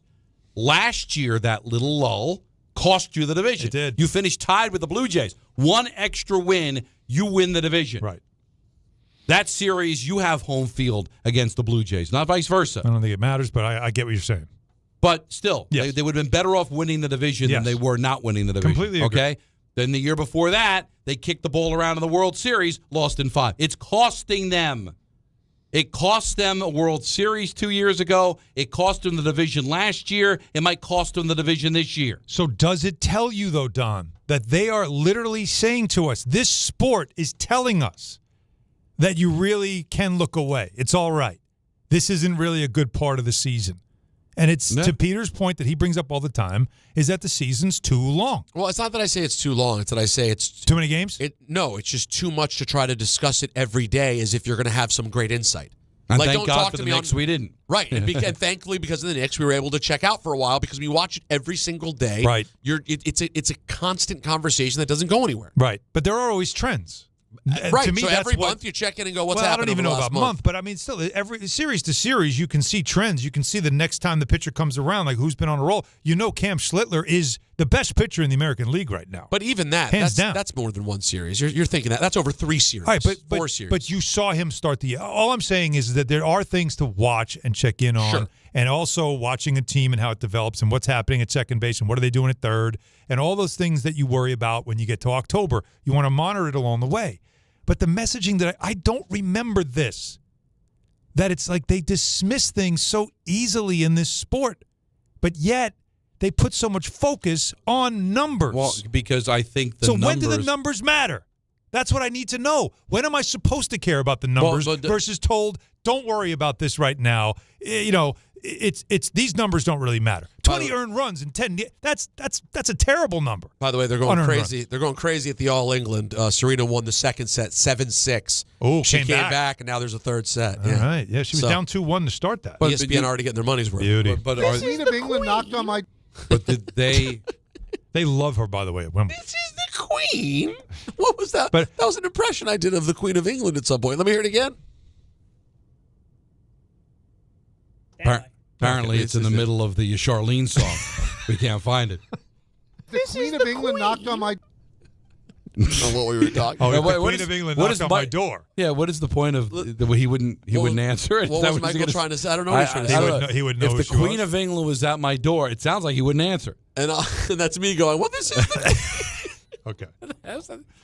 You know, you didn't get a 2021, was that when Michael had to go to London? Could have been. Could have been. Okay. You know, when he got back to JFK and licked the floor? Yeah. In New York, every block is a business, as you know, guys, and every minute counts. And Amazon Hub Delivery lets you earn extra revenue from the business you already run. You and your staff can deliver packages right in your neighborhood on a schedule that works for you. It's a smart way to keep your hustle going, bring in more revenue, more visibility, and staying connected to the community you serve every day. For example, at Elaine Services Dream in Washington Heights, Elaine says the tax season keeps her busy from January through April, but Elaine values the extra revenue from Amazon Hub Delivery that helps her manage expenses during the slower summer and fall months. Getting started is easy. No delivery experience, no long-term contracts, and no startup costs. So if you're a New York local business and you're ready to make your next move, visit Amazon.com/hubdelivery. Check it out, Amazon.com/HUB delivery. And this is coming off an interview that Jorge Posada did in his native language about how he thinks the sport is garbage now because it's all about computers, it's robotic. And here's Buster Olney on DNR earlier this morning. Is baseball going too far with analytics? Well, I agree with it because I think there's a happy medium. I think there's, to me, the biggest thing has been lost in baseball in the last 5 or 6 years is leadership and the value of leadership and having someone who owns a room and can come in and help look at the impact, and I know the Yankees haven't gone well of late, but look at the impact of Paul Goldschmidt. Yep. You paid him $10 million. He's coming in. He's helping Ben Rice. He's having an impact that way. I could cite you many other examples where you feel like, man, you're telling me that guy who has that ability to connect with players and to pull them through doesn't have, right now, we just talked about the Mets. Are they just going to drift through the rest of the season and the younger players are going to be infected by the losing? You need guys in the clubhouse who are going to pull you through and let's go. I know that there were fans who were laughing the other day at Aaron Boone and what he said after the game, where he was like, you know what? Lean into it, baby. This is what we do. We go for the grind. Well, that was leadership. It was like you have to start turning the page as opposed to not saying a word, packing up your stuff and walking out and sulking about what happened. And that's what I see less of in the sport than I used to. And you take a look at the Knicks. Yeah, they did analytical things. Some load management with Mitchell Robinson because of his injury. They weren't completely bereft of it, but you know what? If they went by analytics, then Brunson wouldn't be the guy because the analytics tell you that you can't win with your best player being 6'3". Yeah, they wouldn't have signed him. Because we don't look at the heart of a champion, the fact that he won titles in college. It wouldn't matter. Why would you trade for Josh Hart? He's 6'4". Right. And he's your power forward. I didn't see the Knicks winning games solely because they rained down threes. If they had to, they got them. If they wanted to muck it up and get dirty, they could do that too. You made a great point about the 3 series they played before the final. Yeah, think about it. They had to change the way they played against Atlanta. And in the middle of the series, they changed the way they played, and then they blew them off the court.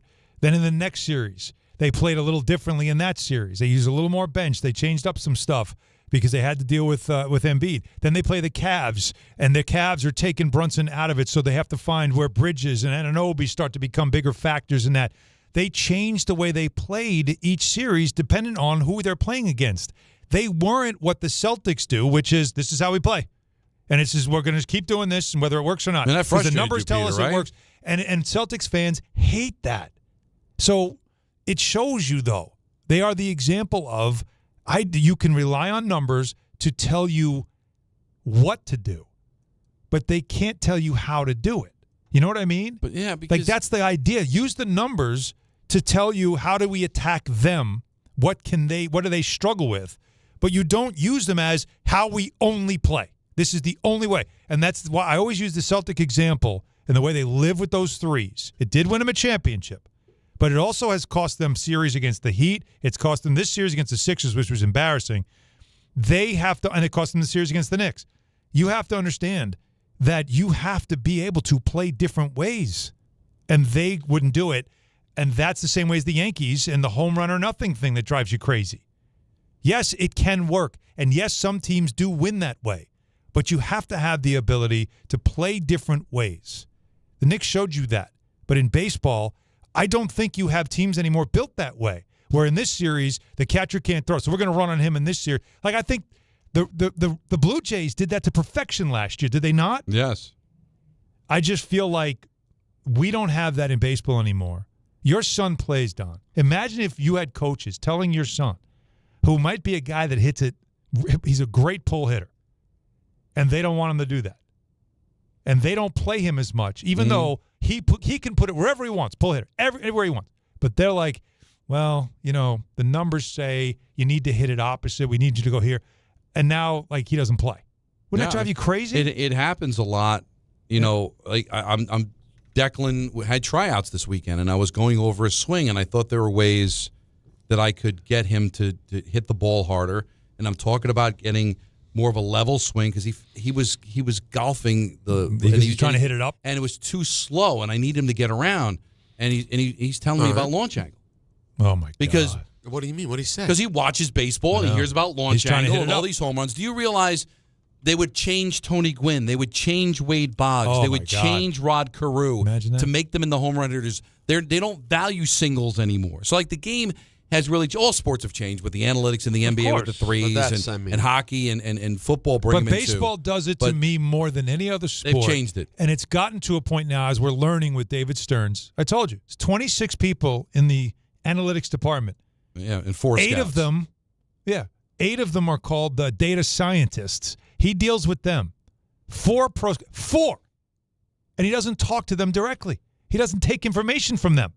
No feedback, nothing. Yeah, because it doesn't matter. Heart doesn't matter. The Gipper speech. All the reasons we love sports. Let's be honest. Thank all the you. reasons we love sports. There you go. We love sports because Wayne Corbett, 5'0", can walk off a Hofstra, walk onto the Jets camp, and make the team.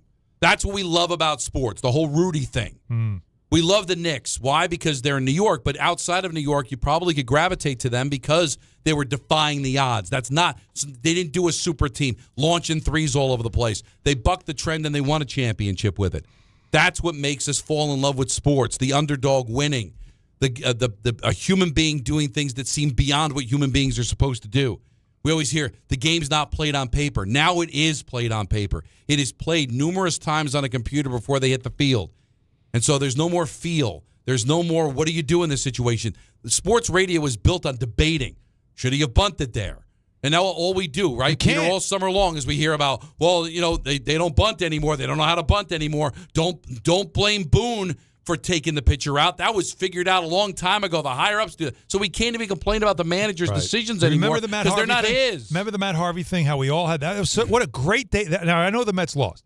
But the next day was just such a great sports radio day because you could have that fight about, of course you're leaving him. Terry's got to leave him in that game. You got to give, but you can't give him more than one batter. But it was, that was the great so debate. Much fun that you'll never have. Then that that was again. out of the debate because it'd be like, no, listen, that's just the way it is. First of all, you wouldn't even get there because the third time through the order, even though you weren't rooting for it because you were a Yankee fan, you're a Yankee fan.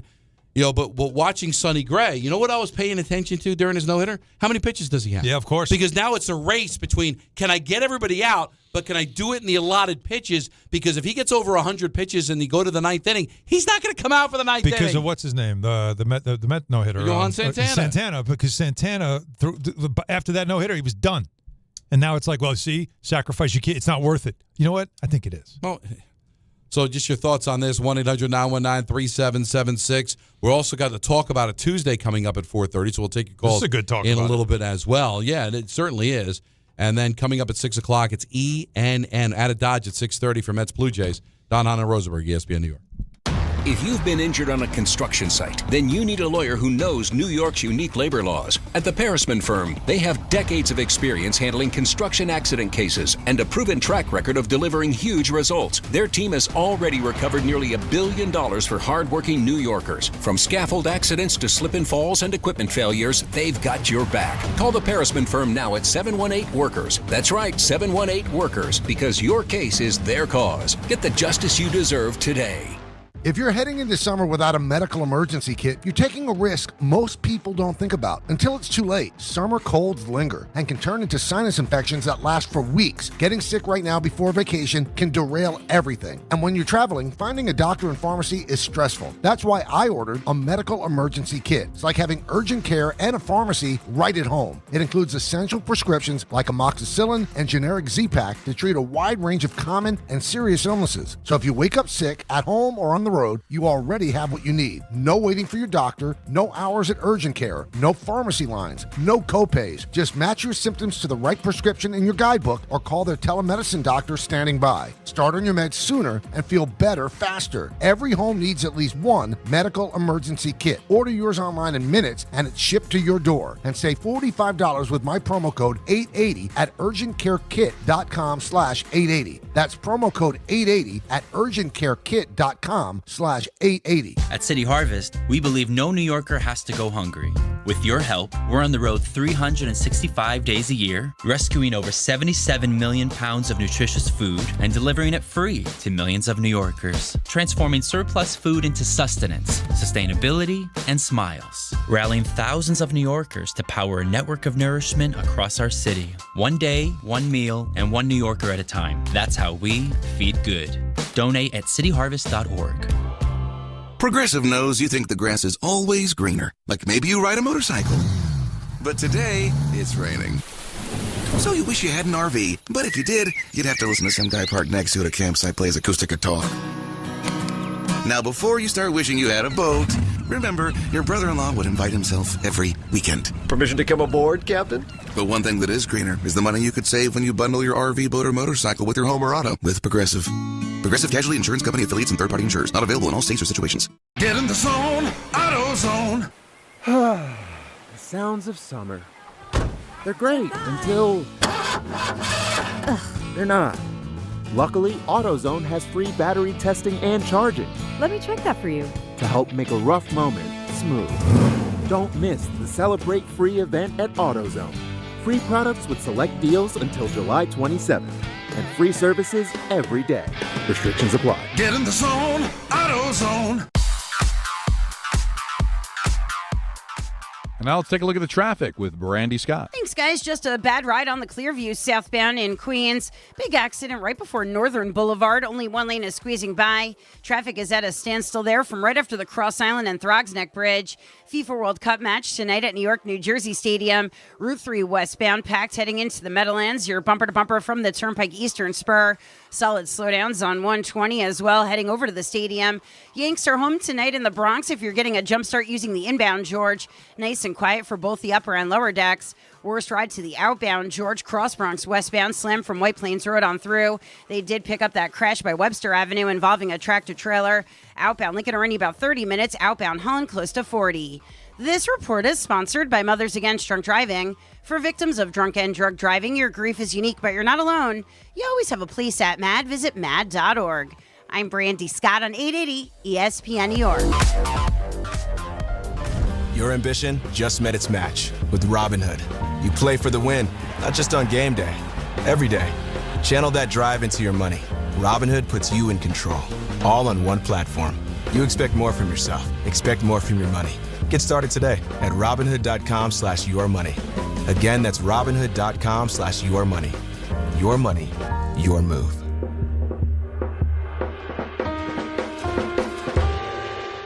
I'm David Ortiz. When I lost my mom, she was only 46. And I lost my dad to cancer. It was the worst pain I ever felt. It made me think, what will happen with the people I love when my time is up? That's why I have life insurance. Ethos makes it easy. It's all online, take about 10 minutes, and you can get up to $3 million in coverage.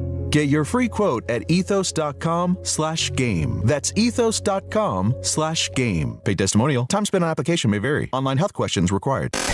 This is the Michael K. Show. I'm not quite sure how you blame Boone for this, and how do you blame Cashman for it? Could anybody have actually predicted that Aaron Judge was going to get hurt and be out 3 months? He's incredibly important to this team. But I will tell you this, you should be upset. They're playing like garbage right now. Because as bad as the injuries are, they shouldn't be this bad. Because they are bad on an embarrassing level now. The Michael K. Show, weekdays at 1 on ESPN New York and streaming live on YouTube. Presented by the Parisman Firm. Sometimes you just can't take it anymore. You're done. I'm done. This is Let's Talk About It Tuesday. And it's a really this idiot with Don, Hahn, and Rosenberg. Well, listen. You know what we do here. This could easily be That Guy Thursday. But today's Tuesday. And Don said, what do you got? Is there anything you want to talk about? And I went, what do I want to talk about? You know, what's getting my goat? Oh, no. Serena, by the way, 1-1 in the third set. She's Speaking battling. of goats. See, well done there, sir. You know what I mean? There's another goat.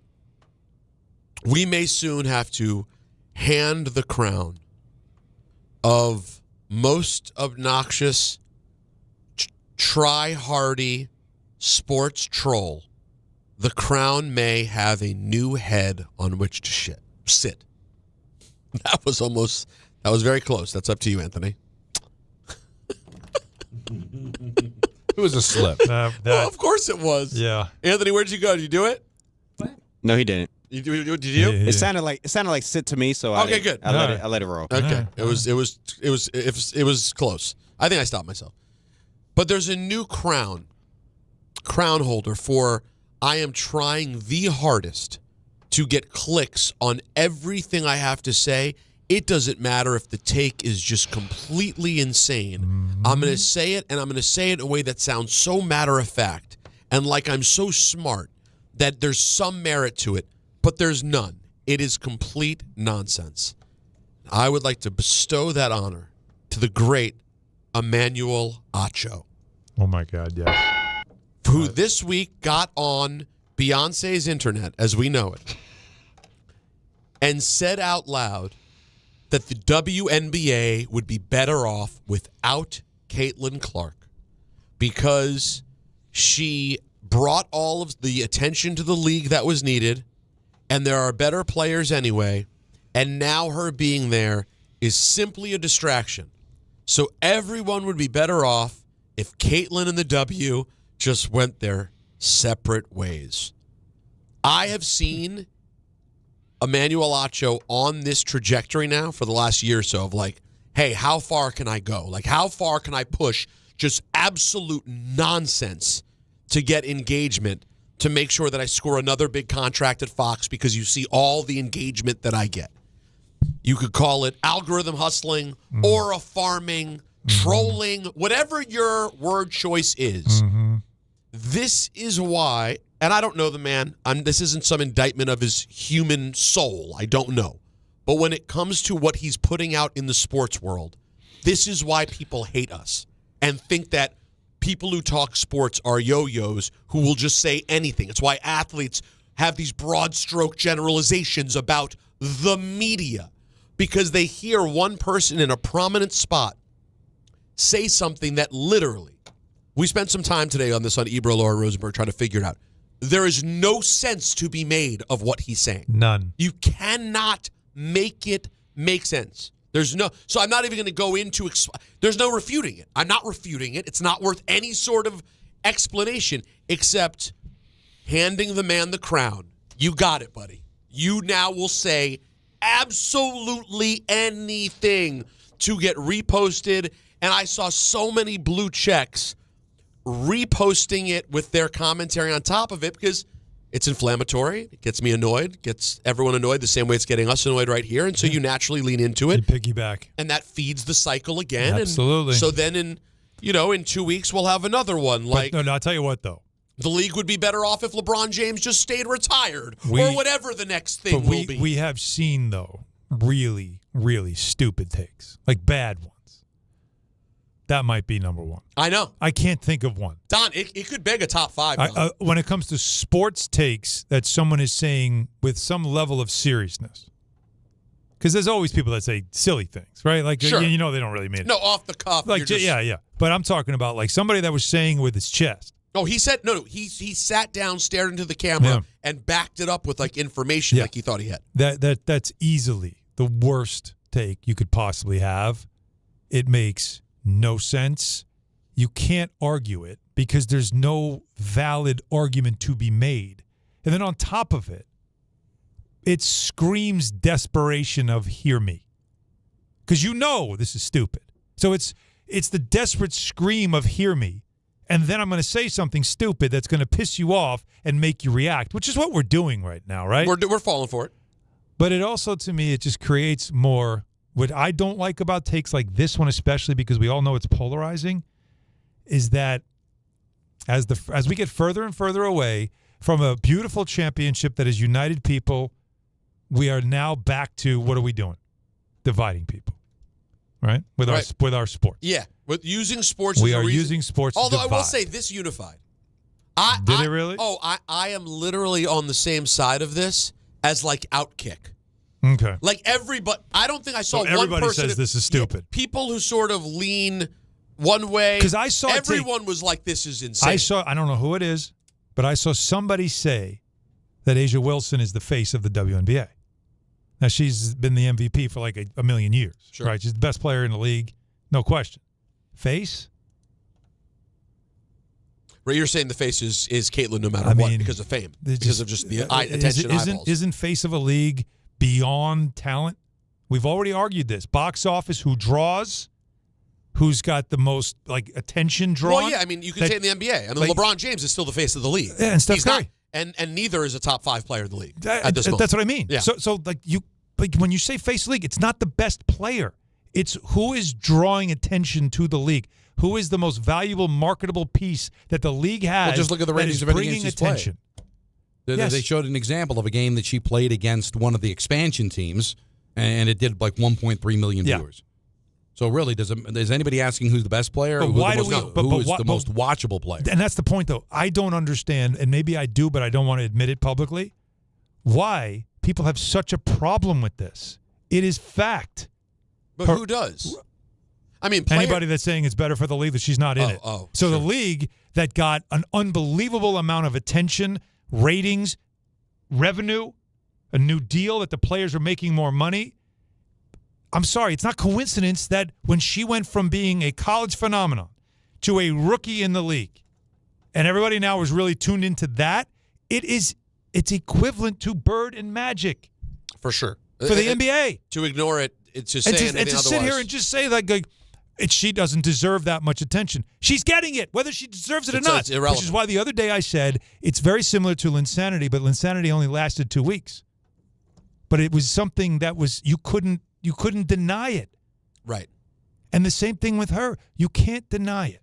That's a reality. And I don't know why some people in the media, and maybe even some players, you heard Sophie Cunningham, the way she's talked about it, how things that they're doing to her, when you understand, like, she's the cash cow. She's the golden goose, everybody. How are we not treating her differently? And that's fair. Now, if I'm Caitlin Clark, I don't want to be treated differently. Yeah, I think that's stupid, too. But I also think, on the outside, people need to understand, that is the golden goose. Let's not be stupid here. But for the record, and then, going back to the thing that happened last week, they ended up assessing a flagrant 2. Yeah, suspended a game. And that is doing more than what everyone's saying should be done. I watched it back. I don't think it was a flagrant. I think it's a basketball play. It should have simply just been maybe a flagrant one in the moment, and then penalty, but because they missed it, and people don't understand how an official could miss that. But even Sophie said, as players, we didn't see it. No, you wouldn't know because the game's happening, and it wasn't some sort of fight. It wasn't a crazy thing. It was just a fall, a little extra push to someone who's a star of a team. But they think the officials all were like looking this way because everybody's got it out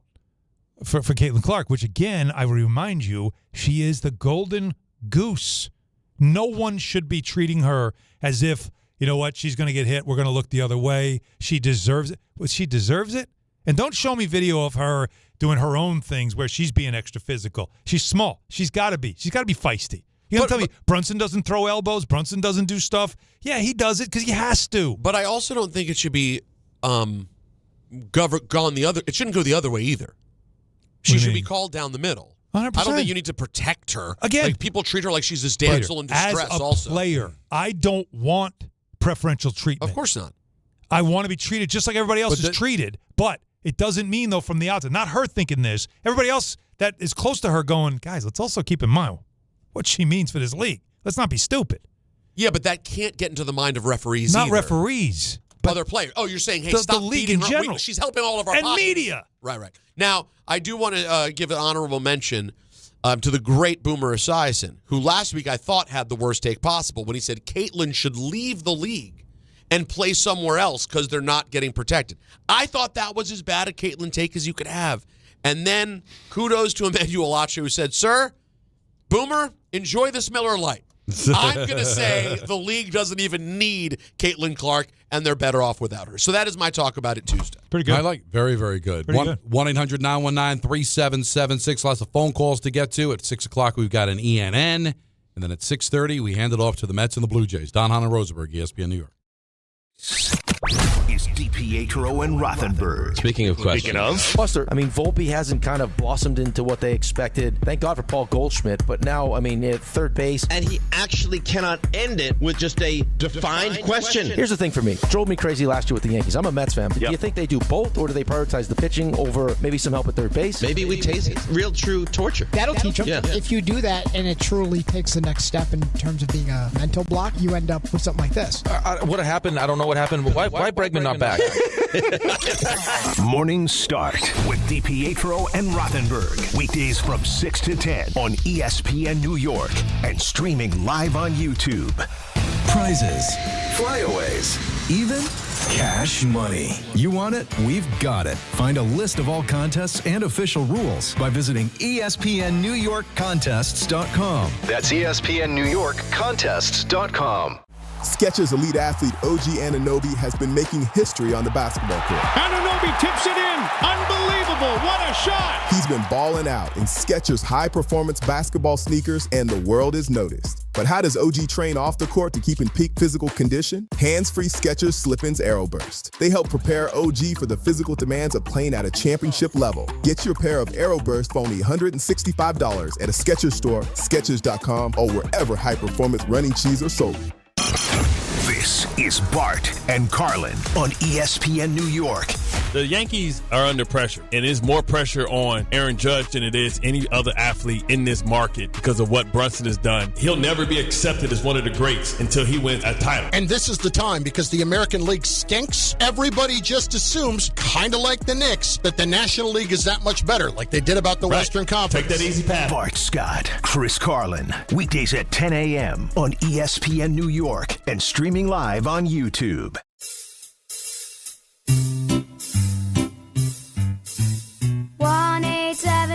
Cards for Kids. KARS Cards for Kids. 1-877 Cards for Kids. Donate your card today. 1-877 Cars for Kids. KARS Cars for Kids. 1-877 Cars for Kids. Donate your car today. Ready to get rid of that old car? Donate it to Cars for Kids. Call 877-CARS-4-KIDS to speak to a friendly live agent. Donation is super easy, and your car can be picked up as soon as tomorrow. Go to carsforkids.org now, or call 877-CARS-4-KIDS to donate your car today. 1-877 Cars for Kids. KARS Cars for Kids. 1-877 Cars for Kids. Did you know you can donate real estate too? Go to carsforkids.org. That's cars with a K. Hi, this is Don LaGreca. Just like the New Jersey Devils bring intensity on the ice, Viking Pest Control brings the same level of protection to your home. And I know because I use Viking at my own place. The season may be over, but pests are always in play. So it's time to lock in your off-season defense. As the pest control provider and proud partner of the Devils, Viking delivers 45 years of trusted experience to keep ants, cockroaches, stinging insects, rodents, mosquitoes, and more out of your zone. And when you bundle pest control mosquito services, you score big savings. One call, one company, total peace of mind. Visit VikingPest.com. Protecting your home inside and out. If Twisted Tea Hard Iced Tea was your best friend, it would be the kind of friend that starts an impromptu dance party in the supermarket aisle that turns into an all-day pool party rager at your place, and you don't even own a pool. Twisted Tea Hard Iced Tea turns any day into a legendary adventure. It's smooth and refreshing real iced tea with just the right kick of alcohol. Twisted Tea Hard Iced Tea. Keep it twisted. Twisted Tea Brewing Company, Cincinnati, Ohio. Please drink responsibly. Skechers elite athlete OG Anunoby has been making history on the basketball court. Anunoby tips it in. Unbelievable. What a shot. He's been balling out in Skechers high-performance basketball sneakers, and the world is noticed. But how does OG train off the court to keep in peak physical condition? Hands-free Skechers Slip-ins Aeroburst. They help prepare OG for the physical demands of playing at a championship level. Get your pair of Aeroburst for only $165 at a Skechers store, Skechers.com, or wherever high-performance running shoes are sold.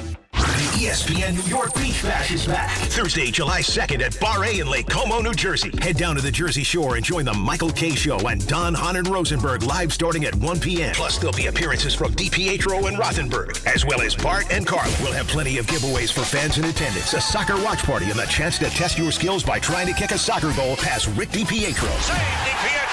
Plus, music from Surfing for Daisy. It's all brought to you by Spike Dave, Boost Mobile, Miller Lite, Fanatics Fest NYC, and New Jersey Lottery. You must be at least 21 years of age to enter.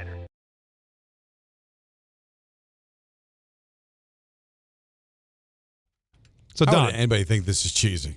By the way, we have a great listener, Ned Hayden, who did that book on the grunge era. Remember that? I got the book. Yeah, he's awesome. He has some background to this. I don't know if you know this. So I'll share it. You can tell me, and then I could stop. Okay. American Pie has local roots.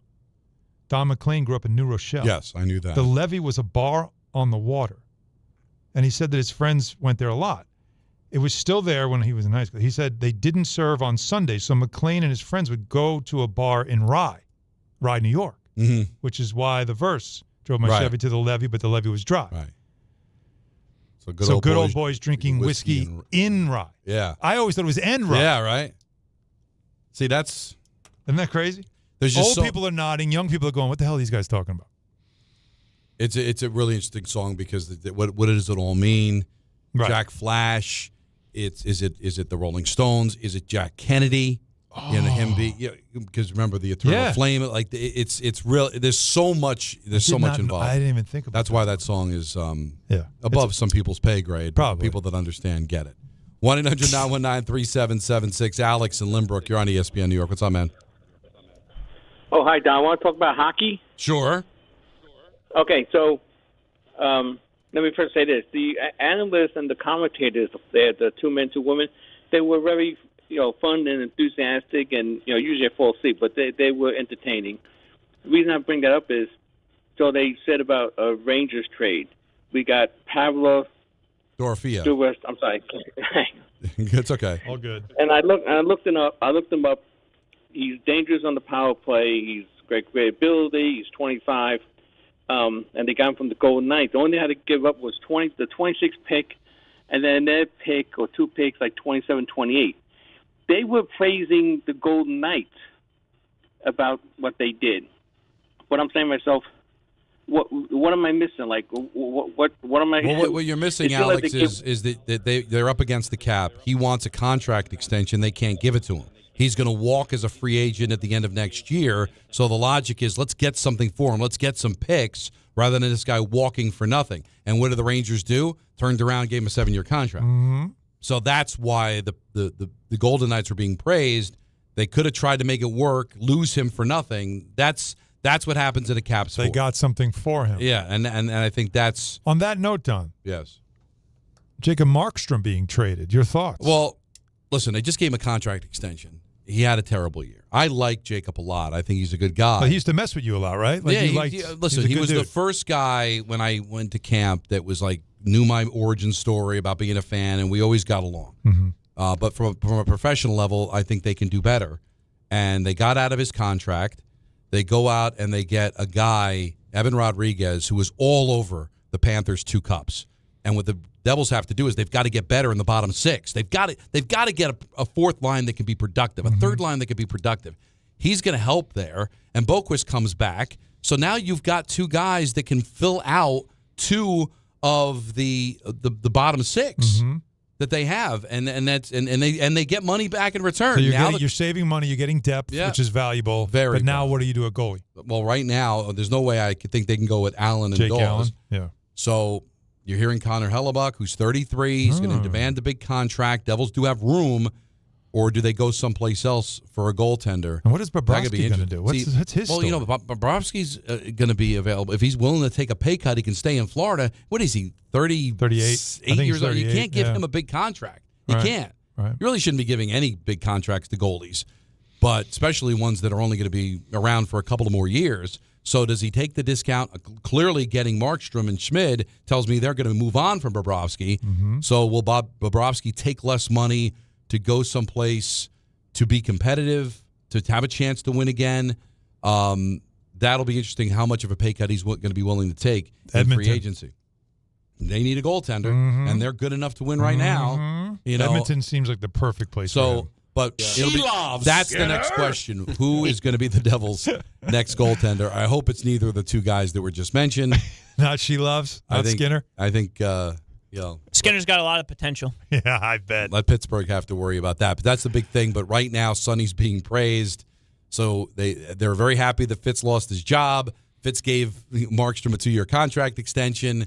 Didn't have a great year. So it's interesting, though. Get out from that. So Nemec gone, Markstrom gone, right? Get some depth. Still got to see what the blue line's going to look like, and now goaltending. So Sonny's got a lot more work to do. A lot more work to do. And is this freeing up to either get Quinn Hughes in a trade or making sure you have the ability to sign him when he becomes a free agent at the end of the year? If they get Quinn Hughes, that's a huge story in this market. I'm sorry. The Devils play in New Jersey. I don't care. They're a stone's throw from Manhattan. That is a massive story. Mess. It's a big deal because of Jack and what he did with the golden goal. Absolutely. And the only way they're going to play together is in New Jersey. Mm-hmm. It would be likened to what the Sedin twins were in Vancouver, to have twins playing on the same line and all that. And they got to a final. To have three brothers together, all of them in the prime of their careers. Mm-hmm. Two of them stars right now. We'll see what Luke ends up becoming. Three Stalls didn't play together, right? Three Stalls? They never played together? They never played on the same team, right. no. And then so it's still the Stathneys? And the how Kachucks many are together down in Florida. You have that. Yes. But there's only two of them. There's only two. And then the Sutter brothers, how many of them played together? There were 7. Now, the Islanders had 2 of them, Dwayne and Brent. I don't know if there were 3 that played on the same team. Yeah. If it were maybe the Blackhawks, Wasn't I'd have there to take 6 a look. of them? I thought there were 7. 7? I got to look and see. It's been a long time ago. Boy, that house. But no, is it'd be busy. a great story. And as like you said, it's Jersey, but I think it would be No, that would be a massive pretty story. I'm sorry. That's a big story. It would be big ratings for you. Big deal. We'll see. Listen, we did very well after Jack scored the goal. Yep. And if they're going to play together, it's going to have to be in New Jersey. But the question is, do you wait for him to become a free agent when then you run the risk of him getting a long-term deal in Minnesota? I would or get him. do you try to get him now and then lock him up and then there you go? Spike in St. Pete, what's going on, man? What's up, buddy? Spike. Hello. What do you got, buddy? Hey, Spike. Yeah, I'm right here. Yeah, you got me. I don't know. I felt quick. There was an old joke when it was another Sutter brother. Remember that joke about how many of them were in the league at the same time? Yeah, right. I think there were 5 of them. I played with the Blues. I used to follow the game. Once the helmets were on, they lost me. Anyway, listen, Alan, is Musa?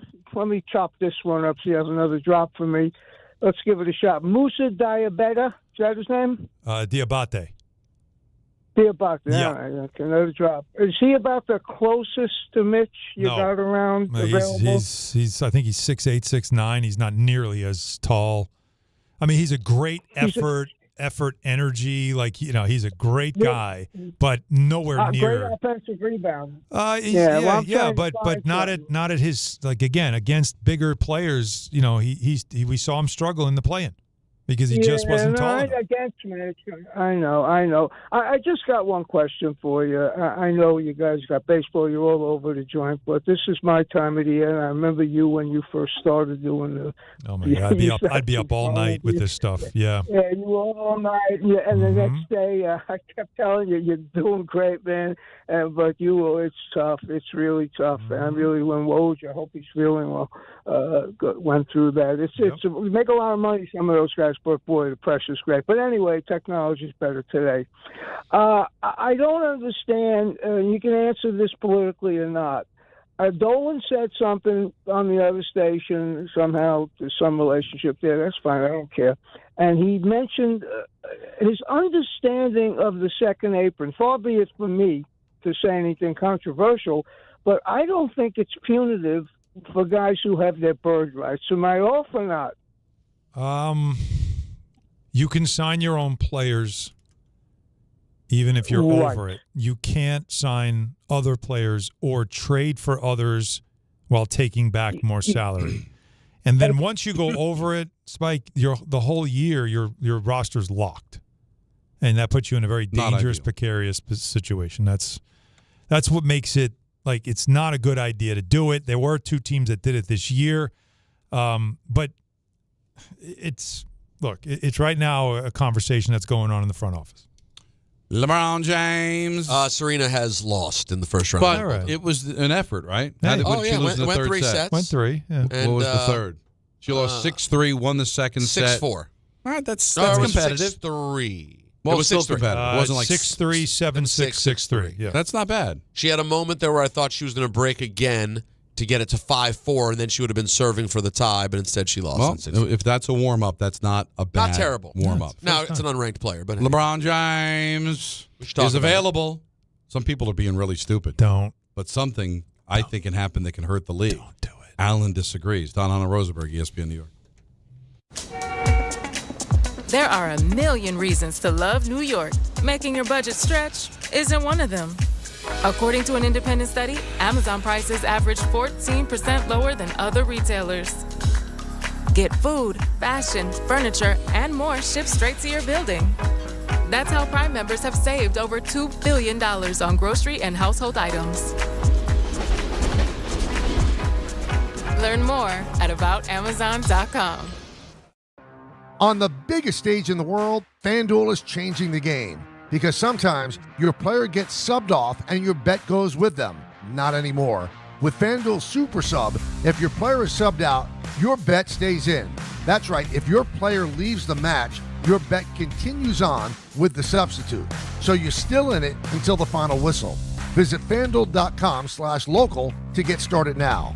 All through this tournament, the betting options on FanDuel bring you straight onto the pitch. Who will score the first goal? How many shots will each team have during the match? It's all right there in the app.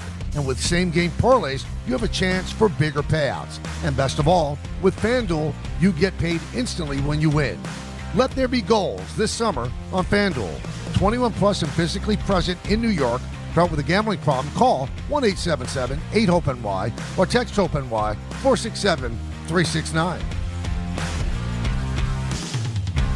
When care matters most, experience matters more. The Allure Group is redefining rehabilitation and long-term care across New York with 6 convenient locations. Their expert clinicians create personalized care plans to help you recover, rebuild, and get back to what matters most. From short-term rehab to long-term care, Allure is committed to comfort, dignity, and results. To learn more, visit allurecare.com. The Allure Group, where care meets compassion. And now let's take a look at the traffic with Brandy Scott. Thanks so much, guys. FIFA World Cup match going to be getting underway pretty soon over at New York, New Jersey Stadium. Delays have thinned out on Route 3 westbound heading into the Meadowlands. New York Penn Station, you've got access again to New Jersey Transit trains heading into Jersey. They lifted that restriction. Inbound George Yanks are home tonight in the Bronx, still looking good for both the upper and lower decks. Deegan, not too bad on the southbound side heading over to the stadium. Northbound, just packed with the volume heading over to the outbound, George. Bumper to bumper there from the Triborough and the Bruckner. Outbound Lincoln, your best ride at 20 to 30. Outbound Helena run you 30 to 40. Slow go on the Staten Island Expressway westbound. A crash in the center lane by Bradley Avenue involves a tractor trailer. You're packed heading over to the West Shore. This report is sponsored by the New York City Department of Transportation. Speeding ruins lives. Drivers, watch out for pedestrians and cyclists and slow your turns to less than 5 miles an hour. I'm Brandy Scott on 880 ESPN New York. Pros, save more on what you need to get the job done right now at Lowe's. Get 15% off select custom entry and interior doors. Plus, save $80 on the DeWalt 20-volt Max 2-tool combo kit, now just $169. And at the Lowe's Pro Desk, bring us your materials list and get a quote in minutes. Handwritten, a photo, or even a sticky note is all you need. Keep your jobs moving faster and on budget at Lowe's. Valid through 7/8 while supplies last. Selection varies by location. When we started Oakland Roots Sports Club, we needed a strong foundation. Gusto has had our back since day one, making sure every hire, every paycheck, and every player is taken care of. They're the team behind our team.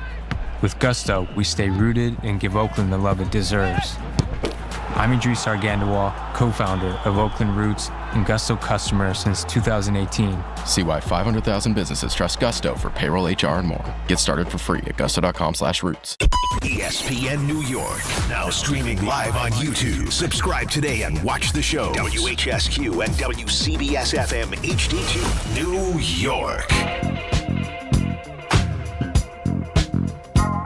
5:02 in the big city, down on in Rosenberg until 6:30. At that time, we'll hand it off to the Mets and the Blue Jays. Oh, I know full well. Did you know, Don, that Fanatics Fest is coming up July 16th to the 19th? Of course, everybody knows that. Everybody knows that. Did you know it's the biggest weekend in sports? It's taking over New York. Everybody knows that. Number one sports fan festival. Everyone. Back at the Javits Center. It's going to be incredible. That. Autographs, photo ops, live panels. Mm-hmm. I'm going to be part of the SummerSlam kickoff show we're doing there for WWE. Of course you are. Which is going to have all your favorite superstars. I believe that's on Sunday, the same day as the watch party for the World Cup final. Like you dream about. If you want a chance to win a pair of tickets in the ESPN New York app, find the contest tile, submit your entry. Now, my brother's going to be there. You're going to be there.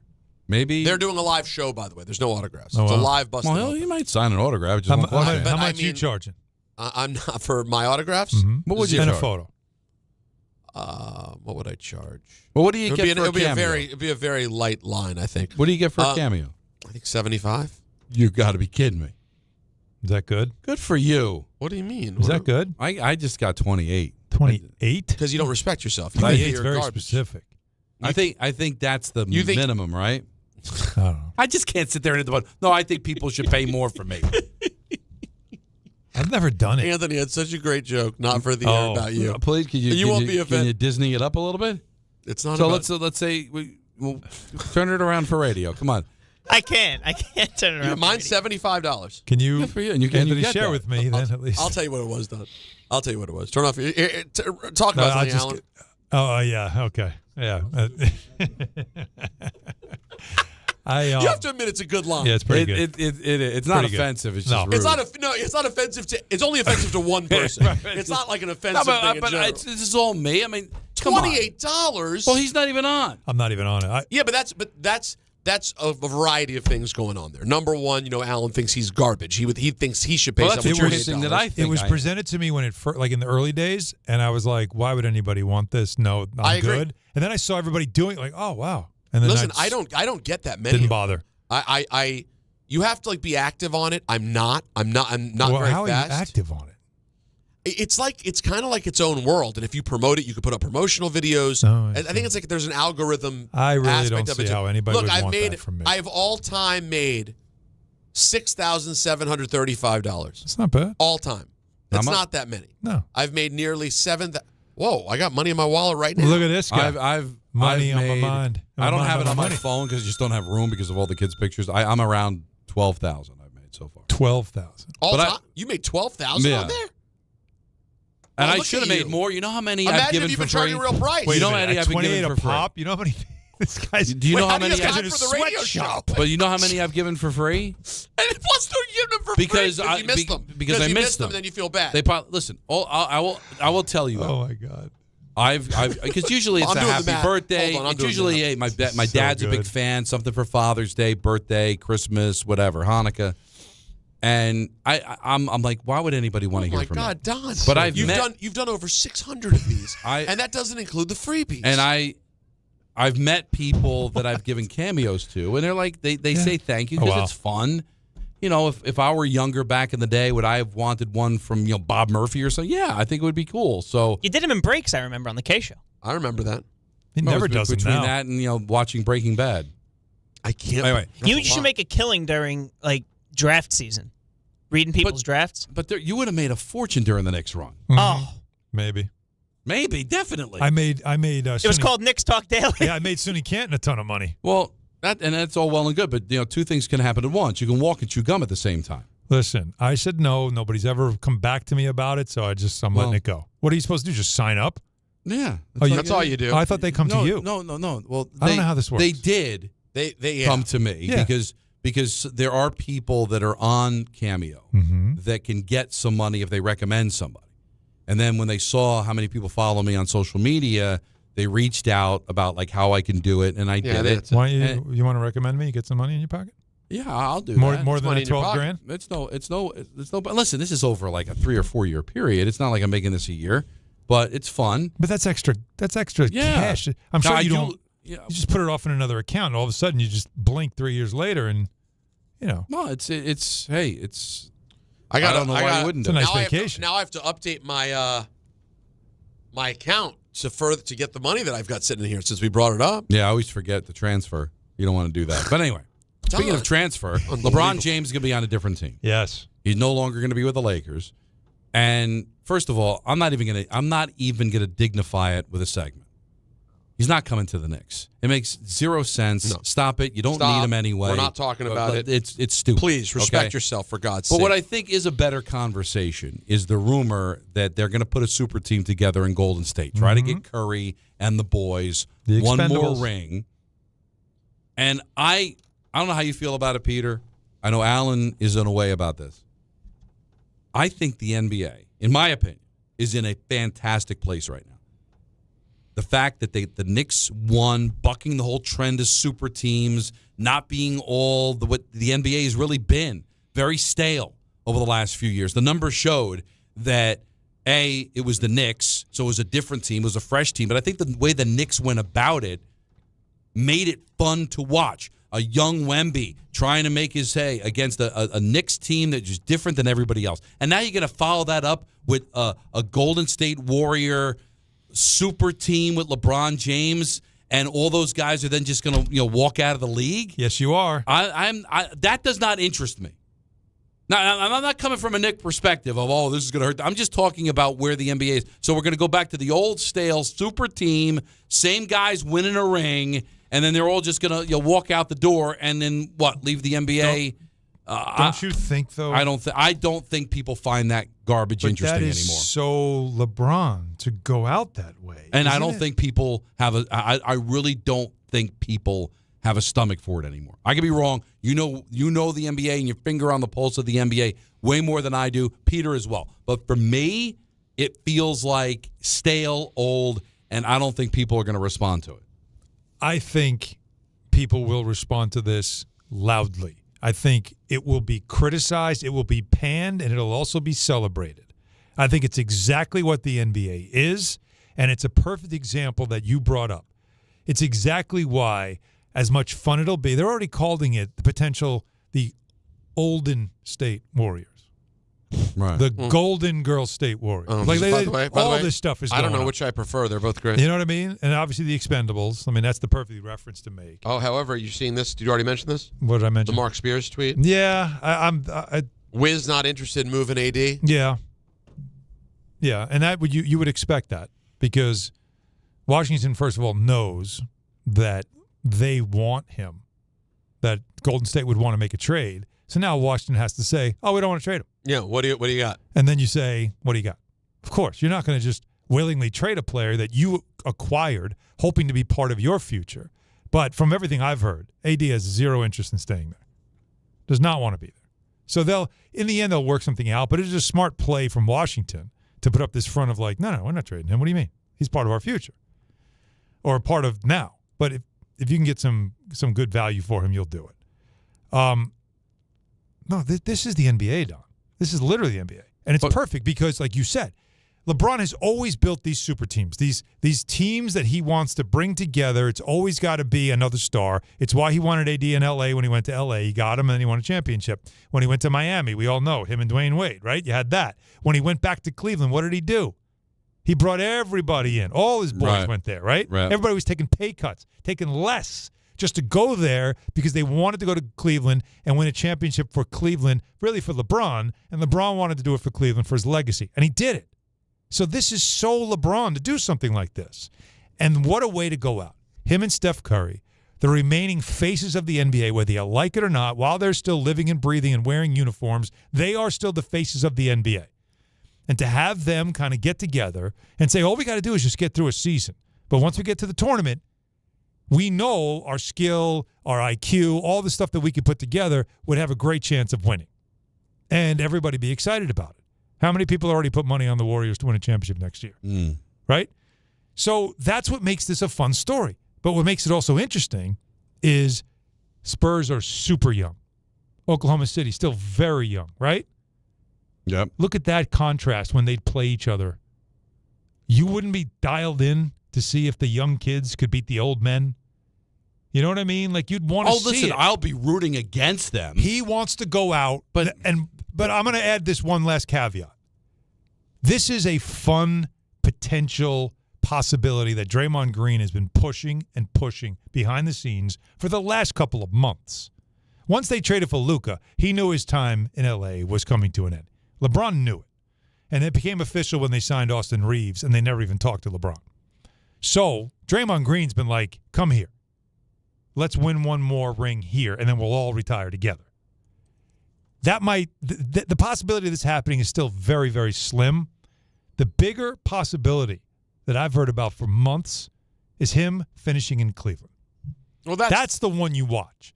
Him going to Cleveland and that being his farewell tour with the team that he was drafted by, where he won his championship, where he gave Cleveland a title, close where to he his was home. born. Right.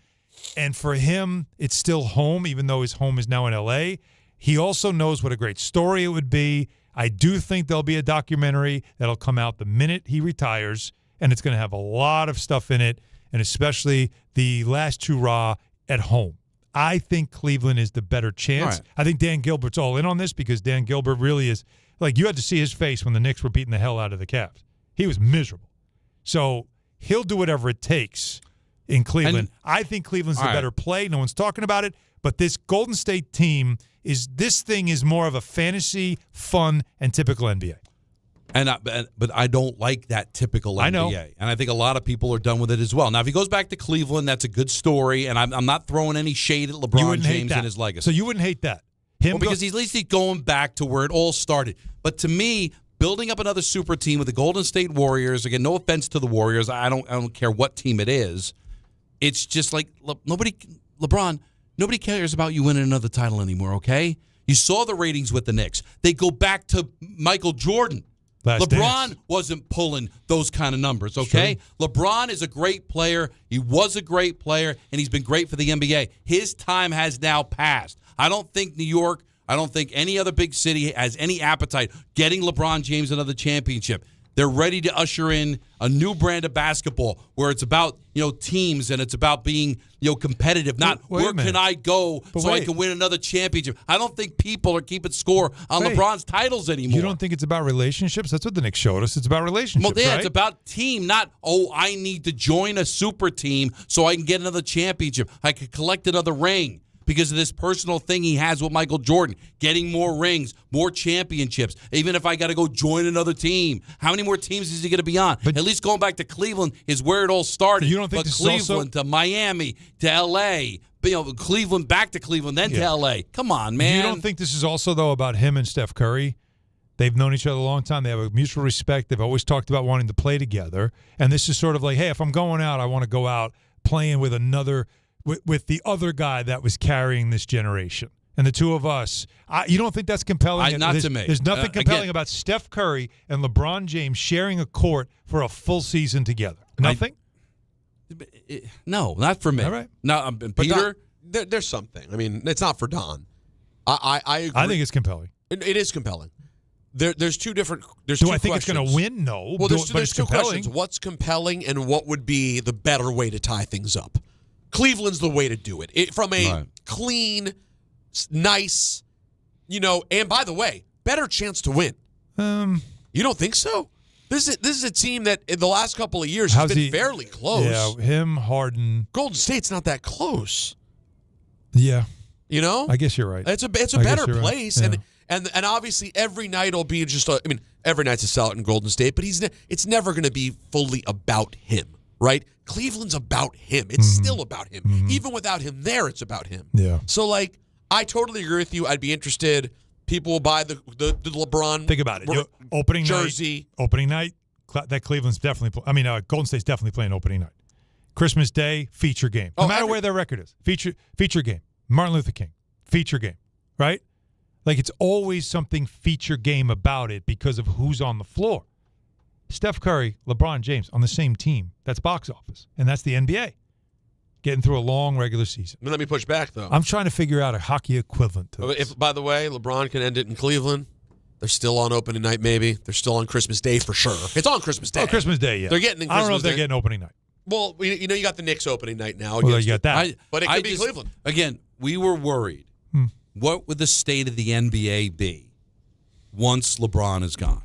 And they're trying to make Wemby the next star. And we'll see if that works out. He's got a little bit of a tood. We saw that during the finals. Oh, yeah. And also, the question is, can a non-American, be the face of the league? I think he can, but that's what you're hoping for. Who's going to be the next guy to carry this sport once LeBron James is gone? And what you saw during these finals is that the NBA is, I think, in a really good place. With the next generation getting ready here, the next style of play where it's not so much about super teams, it's about drafting well and trading well and signing players well and building a team and a chemistry. And I was so excited to see the NBA go that way. And now it's just hanging on to LeBron again. You saw it. I mean, to me, this was the new era. And I'm ready to embrace the new era instead of taking a step backwards now and following LeBron and asking LeBron, please, make our sport relevant again. Please make us excited again. We were excited. The numbers were the best in 30 years. Better than any time LeBron was in his prime. But why does this have to right be about now? That? But why does this have to because be about? It's time to move on, man. But I'm saying, but that's fine. He wants to play one more year and retire. Like, he wants to play one more year. He's not done. So he's not going away. Wherever he goes, Don, you know there's going to be attention because of who he is. If he's going to Golden State, this isn't save our league. The league doesn't need to be saved, as you just pointed out. The finals numbers were the greatest in 30 years. So all it is though him adding to the story with a farewell tour that could be part of this kind of epic old team that wants to give it a run if they can do it. And like, it's not save our league. It's just he's going to be part of the story. But he's not going to be the central character anymore. But at least going back to Cleveland, that's a nice story. He's going back to the origin story of Cleveland, and Cleveland needs him because of what happened in these playoffs. All right? Yeah.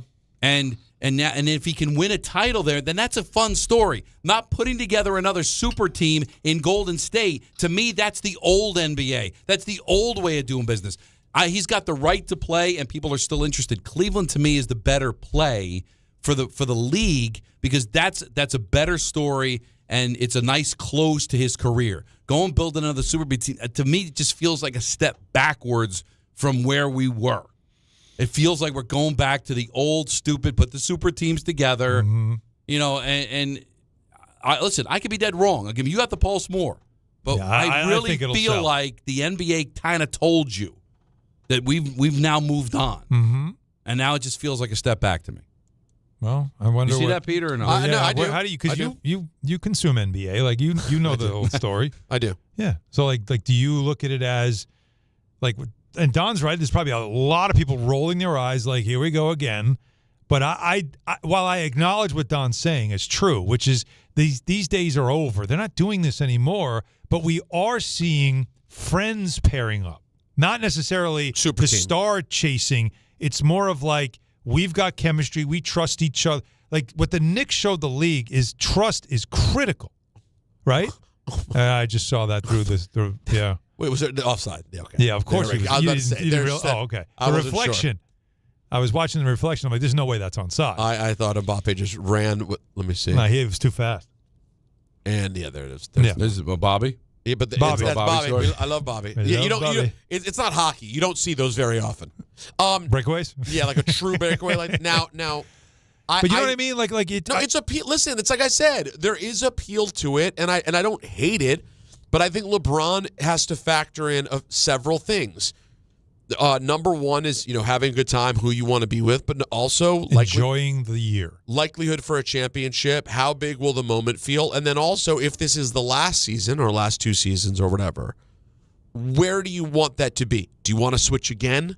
Well, do you want to go do one season somewhere, then go to Cleveland for the last year? That's sort of a good point about if this is the last run. It is an awkward place to be when it's not your team. No, there's no. This is Steph's team. And Steph's retirement tour in Golden State. And then it's celebrating you in a place that you've only played 1 year. Like just what if Steph's like, I'm ready to go? Oh, I got to wait now because LeBron's ready. I think that's a good point to bring up. And I believe Cleveland is closer to a championship. So, and by the way, in an easier conference, respectfully to the Knicks. Well, Shams is saying that the Golden State Warriors are definitely planning to pursue LeBron. Of course. Now, the AD thing's interesting because they did give Porzingis a 2-year agreement to keep Porzingis. So, if you have Porzingis, you don't really need to get Anthony Davis, right? So it'll be interesting to watch this, and it all starts in about an hour or so. Porzingis is a nice piece. Your thoughts on this? 1-800-919-3776. And I shot it down, but are there any Knicks fans that might be interested in LeBron James? Don, Hahn, and Rosenberg take up until 6:30, and then it's Mets baseball on ESPN New York.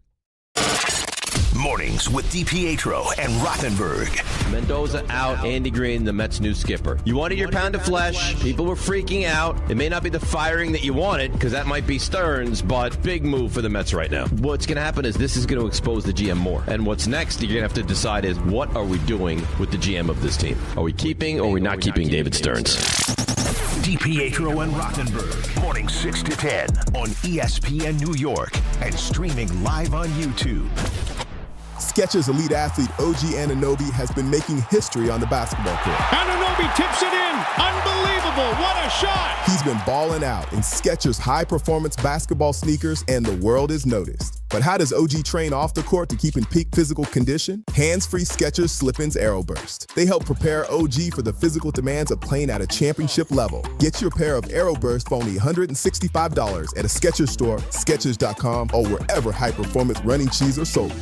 Hey, New York and New Jersey, Boost Mobile has an unlimited talk, text, and data plan that's only $25 a month forever, meaning you'll only ever pay $25 a month for the rest of your life. Who wouldn't want unlimited wireless when it only costs $25 a month forever? If you don't, you must be one of those people who enjoy overpaying for their phone plan. $25 a month forever is truly as good as it gets, so go online and switch now at boostmobile.com. After 30 gigabytes, customers may experience slower speeds. Customers will pay $25 a month as long as they remain active on the Boost Mobile Unlimited plan. The 2026 U.S. Open Tennis Championships are back, where the world's greatest city meets the world's greatest tennis players. Fan Week begins August 23rd. Experience the Mixed Doubles Championship on the 25th and 26th. And the U.S. Open Singles Championship starts Sunday, August 30th. All tickets on sale now at usopen.org. The U.S. Open, spectacular awaits. If you're heading into summer without a medical emergency kit, you're taking a risk most people don't think about until it's too late. Summer colds linger and can turn into sinus infections that last for weeks. Getting sick right now before vacation can derail everything. And when you're traveling, finding a doctor and pharmacy is stressful. That's why I ordered a medical emergency kit. It's like having urgent care and a pharmacy right at home. It includes essential prescriptions like amoxicillin and generic Z-Pak to treat a wide range of common and serious illnesses. So if you wake up sick at home or on the road, you already have what you need. No waiting for your doctor, no hours at urgent care, no pharmacy lines, no copays. Just match your symptoms to the right prescription in your guidebook or call their telemedicine doctor standing by. Start on your meds sooner and feel better faster. Every home needs at least one medical emergency kit. Order yours online in minutes and it's shipped to your door. And save $45 with my promo code 880 at urgentcarekit.com/880. That's promo code 880 at urgentcarekit.com/880. At Uline, they know firsthand the road to success is an uphill climb. Uline started in the family basement, and through hard work is now North America's most trusted shipping and industrial supplier. They get what it means to have the support of reliable, hardworking partners. So they keep 41,000 items ready to ship. Whether your company is still in a basement office or expanding cross-country, Uline will be there on your road to success. Visit uline.com. And now it's time for traffic. Here's Brandy Scott. Thanks, guys. We're going to start off in Nassau County, not moving much on the Meadowbrook northbound, heading toward the northern state. Crash in the left lane underneath the Old Country Road overpass. You're crawling there, heading toward the Roosevelt Field Mall. Yanks are home tonight in the Bronx. It's a great ride at the inbound, George. No delays for both the upper and lower decks. Deegan, a slow go heading over to the stadium with the volume for the outbound, George. Southbound side, some pockets of delays from the Mosholu on down. Outbound Lincoln are running about 30 to 40 minutes. Outbound Holland 45 plus. FIFA World Cup match underway at New York, New Jersey Stadium. 42nd Street still closed, only buses and shuttles getting through from the west to east side. They'll pick that up a couple of hours after the match ends. This report is sponsored by America 250. To celebrate America's 250th anniversary, they're coming together coast to coast. Get involved with live events. Visit America250.org. I'm Brandy Scott on 880 ESPN New York. When you tell someone what team you cheer for, do they apologize? Does your first childhood memory involve crying on a Jumbotron? Then you may be a fan of a BST or bad sports team. Luckily, when you bundle your home and auto insurance with Progressive, you're protected from things like fire damage caused by violently unplugging the TV. Or an accidental overhand left to the drywall. Visit Progressive.com today. Progressive Casualty Insurance Company, affiliates, and other insurers. Covered subject to policy terms. Not available in all states or situations. Hot damn! Twisted Tea Hard Iced Tea just got harder with Twisted Tea Extreme. The hard iced tea taste you know and love, but with an 8% kick of alcohol. Twisted Tea Extreme is made with real brewed tea, goes down smooth, and brings your daytime drinking to the next level. Just look for the bright yellow cans in the cooler and get ready to dial up the fun. Big flavor, extreme kick. Twisted Tea Extreme. Keep it twisted. Twisted Tea Brewing Company, Cincinnati, Ohio. Please drink responsibly.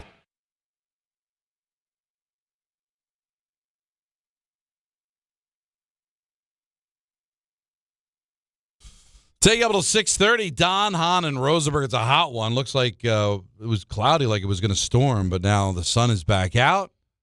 That was a beautiful shot coming back. Yeah, the top of Allen. You'll see it eventually. Yeah, the top of Allen's head in Peter's shoes. I want to see. Because we like to chill out during the break, man. We I work love hard. it. I said I loved it. You know how hard it is to do a good show? Listen, we try every day. Relax. There you go. Oh. Look Alan's way back.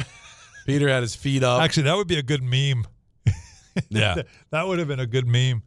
Just hanging out.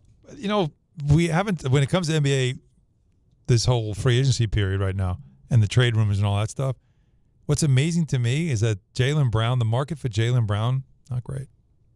Does that surprise you? You would think people would be clamoring to trade for him. Well, yeah, but what do you give? You have. Yeah, it's also very costly. Of course it is. But so what do you? I'm sorry. It's in his prime, all NBA player who won a championship. Who was the Finals MVP. Now, is that on him or is that the asking price? It's probably a little both.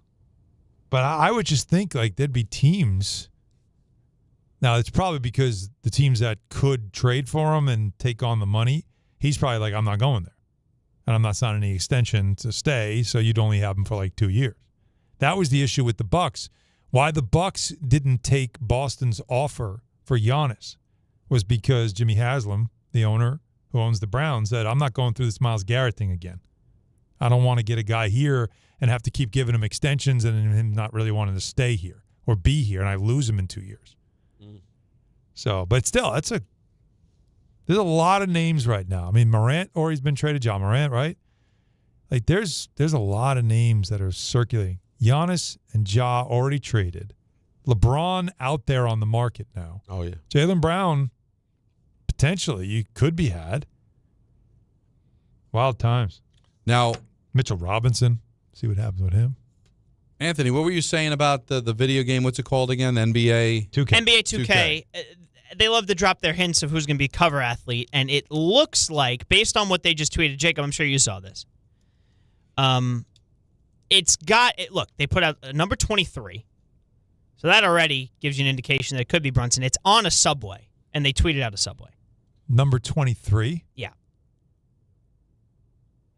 Well, they're tweeting out since yesterday. They've been putting out with a shot clock for 24 yesterday, so today was 23. So they count down to right. Yeah, because 11 is Brunson's. With the Subway, I meant just with the Subway, you have to figure it's probably Brunson. But with something like this of this magnitude, they do things a lot of the time. Where it's you know what I'd love? I could see whole team. You know what I love? Put the whole team. That'd be so Brunson, right? Like I'm not doing it. And if you're Brunson, that's what you say. I mean, listen, they just named streets after every player. But there are players who didn't play in the playoffs. That was going to be my talk about. What's his name? Dylan Jones. Everyone's guys I didn't know were on the team until they got their key to the city. Yeah. Well, was it Dylan Jones 33 or Dylan Jones whatever? Oh, that's right. No, we take it back. I got it wrong. It's not Jones. Jacob and I have changed our opinion.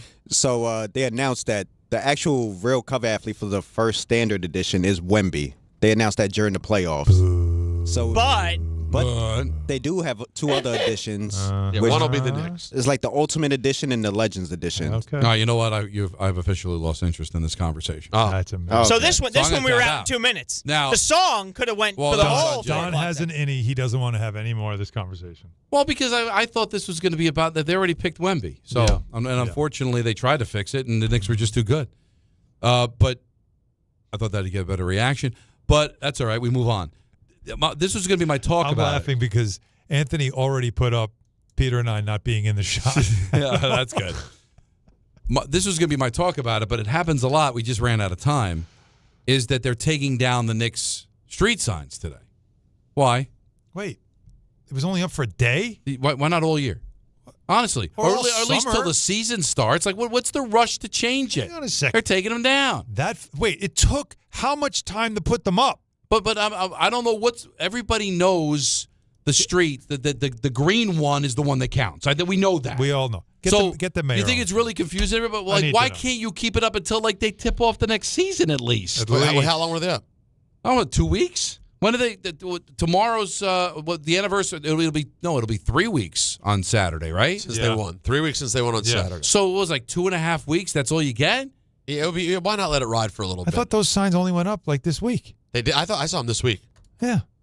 It's a couple days ago. No, actually, I think it was yesterday. Yeah, yesterday was the first day I saw them. They're not taking them down already. I saw are they're they? taking them down. Stop it. Are they really taking them down? Don, I think they were going up. I think you saw them going up. I thought I saw that they were taking them down. We only started seeing them, me and Jacob, yesterday. Yeah, I saw them yesterday. But when are they taking them down? Well, according here we go. I saw something. NYC.gov. The temporary codenamed streets will be installed today, which was yesterday, along 6th and 7th Avenues. Each sign will remain in place for 4 weeks. Street locations are listed. 4 weeks. 4 weeks. Jacob and I walked to Josh Hart Street But I pretty saw much every them day. taking And down Dylan Jones one. Place. Was there something that was up before? The Champions Way one's down the Canyon of Heroes, but I don't think that's what you're I don't know. You know what? I'm Boss done. interested in this now. Yeah, I did. Now he's checked out again. No. But that's on me. You can't hold What do you Don's got? interest. What do you got? No, because you might have seen. You saw them taking them down, or did you see somebody saying "gone by 11:58 tonight"? Yes. That's Gone what by I saw. 11:58 tonight was a quote from a fan, meaning I'm stealing it. Oh. People are talking about taking them. I'm telling you, I'm tweeting a picture out. It's coming. The picture's going to be tweeting out. I got it saved in my phone where I say goodbye to social media with the picture that I uploaded in my phone. I can't wait. I can't When wait to you send go, it out. I go. All Thelma right. and Louise. I'm serious. When you go, I go. I'm stealing it. I hope he steals it. And I hope they track him down because he tweeted it out because he's so freaking But how about dumb. the woman that stole the garbage can by flipping it over and dumping out the trash? Good. And people were on social media saying, how could you shouldn't you lose your job over? Yes, you should. All right. First of all, you dump garbage all over the street, then you steal something that belongs to the city, and you acted like an ass. You know what? There's laws against not hiring people. There's no laws firing people. You do not represent my company. I'm firing your ass. Done. That was stupid. Somebody took that was dumb. You were willingly Goodbye. on a video, Yeah, dumping the entire contents of a garbage can onto the city sidewalk, and then walking away with the garbage can, and sitting on a subway, smiling on video with the evidence. And moron, dumb. You know what? You think they wash those garbage cans before they painted them? You've got a filthy city garbage can sitting in your living room, and now guess what? You got no job. I know. I actually want the wastebasket. And the little pen holder? Yeah, I do kind of too. want that. My birthday pass didn't get it. I don't know why. It was one of the worst. It did not play It's a out very well. easy gift to get Alan, and nobody did. Just pointed it out. And I hope since they've tracked her down enough to be able to have her fired, that the city has confiscated. They got it. Said garbage They can. do have the can. They arrested her and they let her keep it. They did not press charges, however. No, and she's fortunate they didn't. And then that would be a little much. But you know what? If was it J.P. Morgan she worked at or whatever? Yeah, she was a director at J.P. Goodbye. Okay. Bye-bye. She gone. Fired for being an ass. An ace. First loss the Knicks had. Believe me, they didn't want her anyway. David and Elizabeth's always fun to talk Hey, to. How David. are you? All right, David, take your time. Yeah, that's how I usually feel. Signal. Let's go to Dave in the car. You're on ESPN New York. Hi, Dave. Hey, what's up, guys? I want to say some bullets and see what your feedback is. First of all, thank God the Knicks aren't having in the throes of all the offseason acquisitions and trades. We're champions, and we don't have to deal with that mess.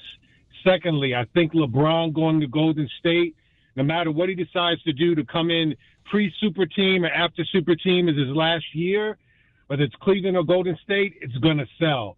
Thirdly, I don't understand, if you look at every team in the league now, especially the bad ones, why would the Boston Celtics break up their two big guys? Like, there's something very dysfunctional about wanting to get rid of Brown. He and I can't remember the other guy's name right now. They're just too talented to have. Like, teams like the Knicks wait decades to get guys like that and only manage to get one. You mean Tatum? Let me know your thoughts around those bullets. You mean Jason Tatum? Yeah. Who wouldn't want Jalen and Tatum? Who wouldn't want those two right now? What franchise couldn't use those two in their locker room right now?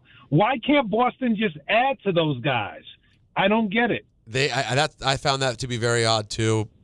I don't see, like, you were able to win a title with those guys. Now, granted, you had other pivotal pieces: Al Horford, Drew Holiday, Kristaps Porzingis. None of those guys are around. But I do not understand how the Celtics would ever consider breaking these guys up when it doesn't seem like they were unable to be together. Yes, I understand Jaylen Brown clearly enjoyed having the room to himself, said it was his favorite season, all of that stuff. But they got along fine enough over the last 5 years. I do not understand how you can't make it work. And now apparently it's gone. And now, if you listen to people who are on the inside, Jaylen's really legitimately unhappy. Because he knows he was the second time they put him on the table in a trade. The first time was for Kevin Durant. I mean, it's Kevin Durant. But it's the second time now, and I think he feels a way, clearly, even though Brad Stevens has maintained contact with him and his agent about everything going on. So he's been respectful, but it doesn't mean – like Jaylen Brown definitely, you could tell, is easily he's very sensitive to all this stuff and how he's perceived, and it's got him feeling away. But what I also noticed, because silence is deafening sometimes, and Tatum not even once saying anything.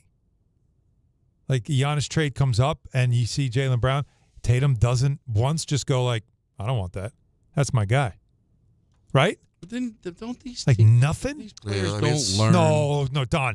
You see this a lot where if they're close enough and have like a respect for each other, there'll be guys that speak up or say something. He said nothing the whole time.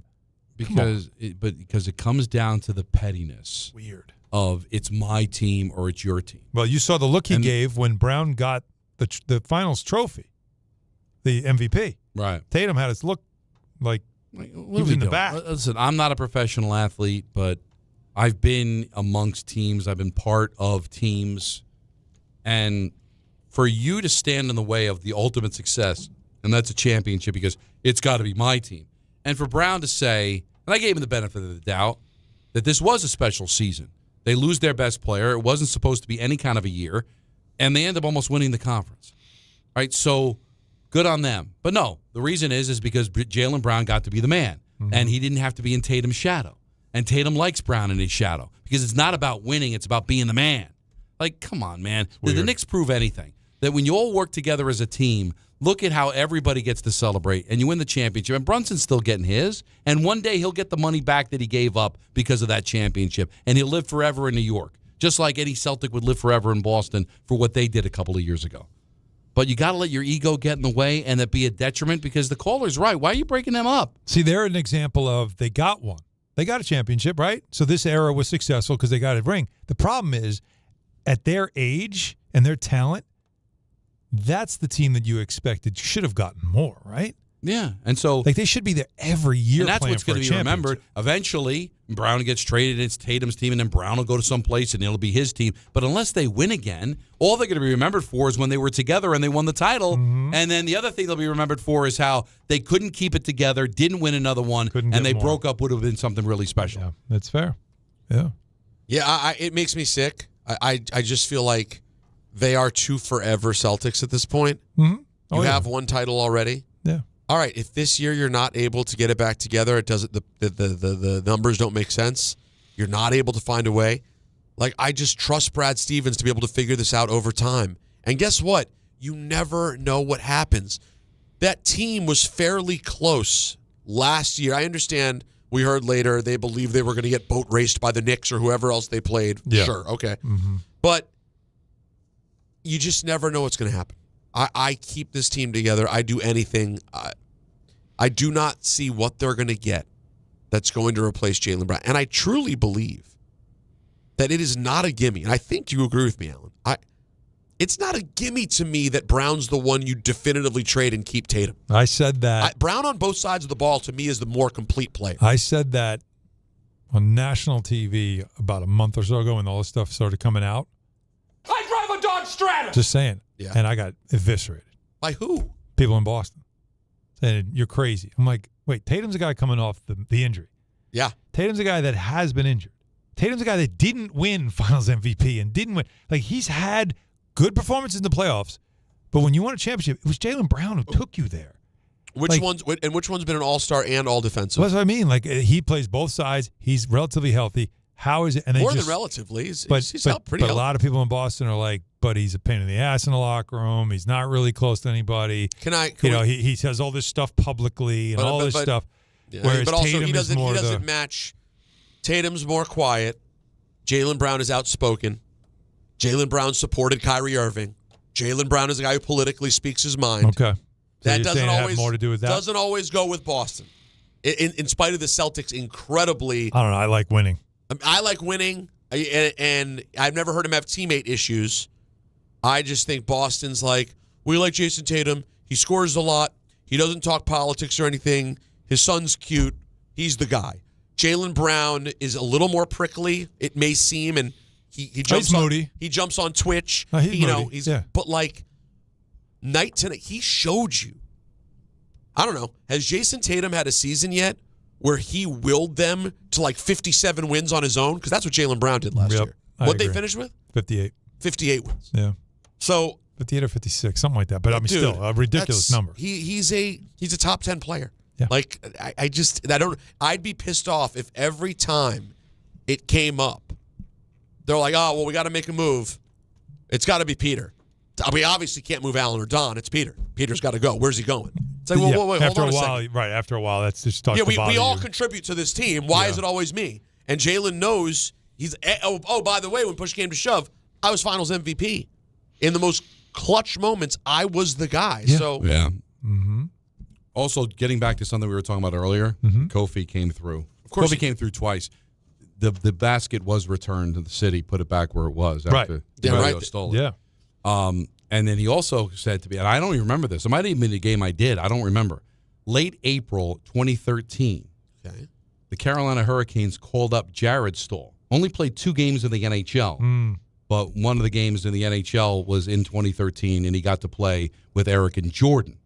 So there were 4 Stahl brothers, and so they played together. I remember hearing about Jared. But he only played 2 games in the NHL. Yeah. Well, do you guys know that we're currently it's 0-0 France-Sweden. We're about to get the extra time for the first half, so I know Don's excited. And on the biggest stage in the world, FanDuel's changing the game because sometimes your player gets subbed off and your bet goes with them. Yay! But not anymore with FanDuel Super Sub. If your player subbed out, your bet stays in because if your player leaves the match, your bet continues on with the substitute. So you're still in the game until the final whistle. Visit FanDuel.com/local to get started now. Let there be goals this summer on FanDuel. 21 plus, physically present in New York. For help with a gambling problem, call 877-HOPE-NY. Text HOPE-NY 467-369. Last call, crew, 1-800-919-3776. ENN at 6, Mets at 6:30. Don, Hahn, and Rosenberg, ESPN New York. When care matters most, experience matters more. The Allure Group is redefining rehabilitation and long-term care across New York with 6 convenient locations. Their expert clinicians create personalized care plans to help you recover, rebuild, and get back to what matters most. From short-term rehab to long-term care, Allure is committed to comfort, dignity, and results. To learn more, visit allurecare.com. The Allure Group, where care meets compassion. New York basketball is back on top. Champions of the world. When you watch a team play that well, you can tell. It starts with how they're built. Depth, leadership, execution, doing the little things right. That's exactly how Tricon Construction builds too. Whether it's medical, industrial, multifamily, or commercial, Tricon brings the right team and the right plan to every project across the Tricon area. So if you're looking for a construction partner for your next project, don't overthink the pick. Choose Tricon Construction. Every phase, every detail done right. Visit TriconBuilds.com. If you've been injured in an accident that wasn't your fault, then you need a lawyer who knows New York's unique personal injury and workers' compensation laws. At the Parisman Firm, they have decades of experience handling all types of accident cases and a proven track record of delivering huge results. Their team has already recovered nearly $1 billion for injured New Yorkers. From construction to car accidents and slips and falls, they've got you covered. Call the Parisman Firm now at 718-WORKERS, where your case is their cause. Get the justice you deserve today. Hey, New York, are you okay to drive? No, really. Did you know just one drink can lower your inhibitions, slow reaction times, and reduce coordination? That single drink causes your judgment to be altered and makes it harder to track moving objects. The risk you take by getting behind the wheel is not worth your life or anyone else's. Call a cab Hey, I'm looking for a cab. A ride share, a sober friend, or take public transit. The New York State Governor's Traffic Safety Committee is reminding you to always drive sober. Okay, girls, ready to go? Yeah! Mom, I'm hungry. Can I have a snack? Me too, Mommy. You want a snack? Yeah! Got it? Children learn from our behaviors. Mommy, can you open this, All right, hold on 1 second. Okay. Okay, here. Thank you. They learn what is okay from the adults they see. Mommy, are you on your phone? If you're a distracted driver, chances are they will be too. What kind of driver are you raising? Funded by the Governor's Traffic Safety Committee. Skechers elite athlete OG Anunoby has been making history on the basketball court. Anunoby tips it in. Unbelievable. What a shot. He's been balling out in Skechers high-performance basketball sneakers, and the world is noticed. But how does OG train off the court to keep in peak physical condition? Hands-free Skechers Slip-ins Aeroburst. They help prepare OG for the physical demands of playing at a championship level. Get your pair of Aeroburst for only $165 at a Skechers store, Skechers.com, or wherever high-performance running shoes are sold. In my world, you're always sorting through information, trying to find what matters most fast. Well, if you're hiring, you can now review all these resumes and applications faster thanks to ZipRecruiter. ZipRecruiter has a new feature that instantly shows you the most interested, qualified candidates first. ZipRecruiter's matching technology finds qualified candidates quickly. And with ZipRecruiter's new feature, qualified candidates show up at the top of your list. Try it for free at ZipRecruiter.com/sports. Meet your match on ZipRecruiter. The ESPN New York Beach Bash is back. Thursday, July 2nd at Bar A in Lake Como, New Jersey. Head down to the Jersey Shore and join the Michael K. Show and Don, Hahn, and Rosenberg live starting at 1 p.m. Plus, there'll be appearances from DiPietro and Rothenberg, as well as Bart and Carlin. We'll have plenty of giveaways for fans in attendance, a soccer watch party, and the chance to test your skills by trying to kick a soccer goal past Rick DiPietro. Save DiPietro! Plus music from Surfing for Daisy. It's all brought to you by Spike Dave, Boost Mobile, Miller Lite, Fanatics Fest NYC, and New Jersey Lottery. You must be at least 21 years of age to enter.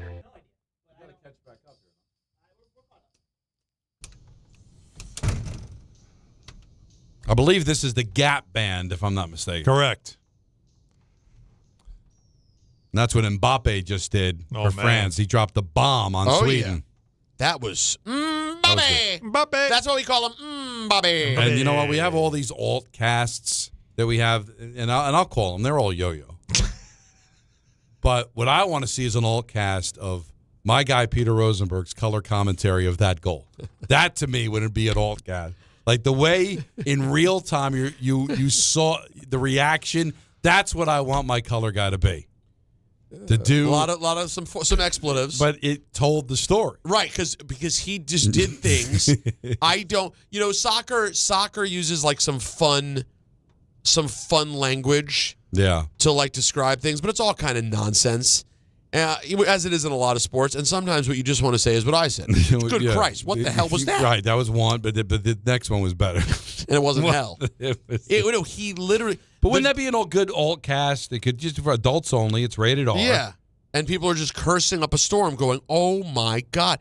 The only word I can think of is really a hockey word. They don't use it in soccer, but the deke. Yeah, like it was just you're watching his feet do things, and you're like, "What is that?" Can you break ankles in soccer? No, he did. He literally did. But then the shot too was incredible. Like that's one of those moments where you go, yo-yos who just don't like care to even try.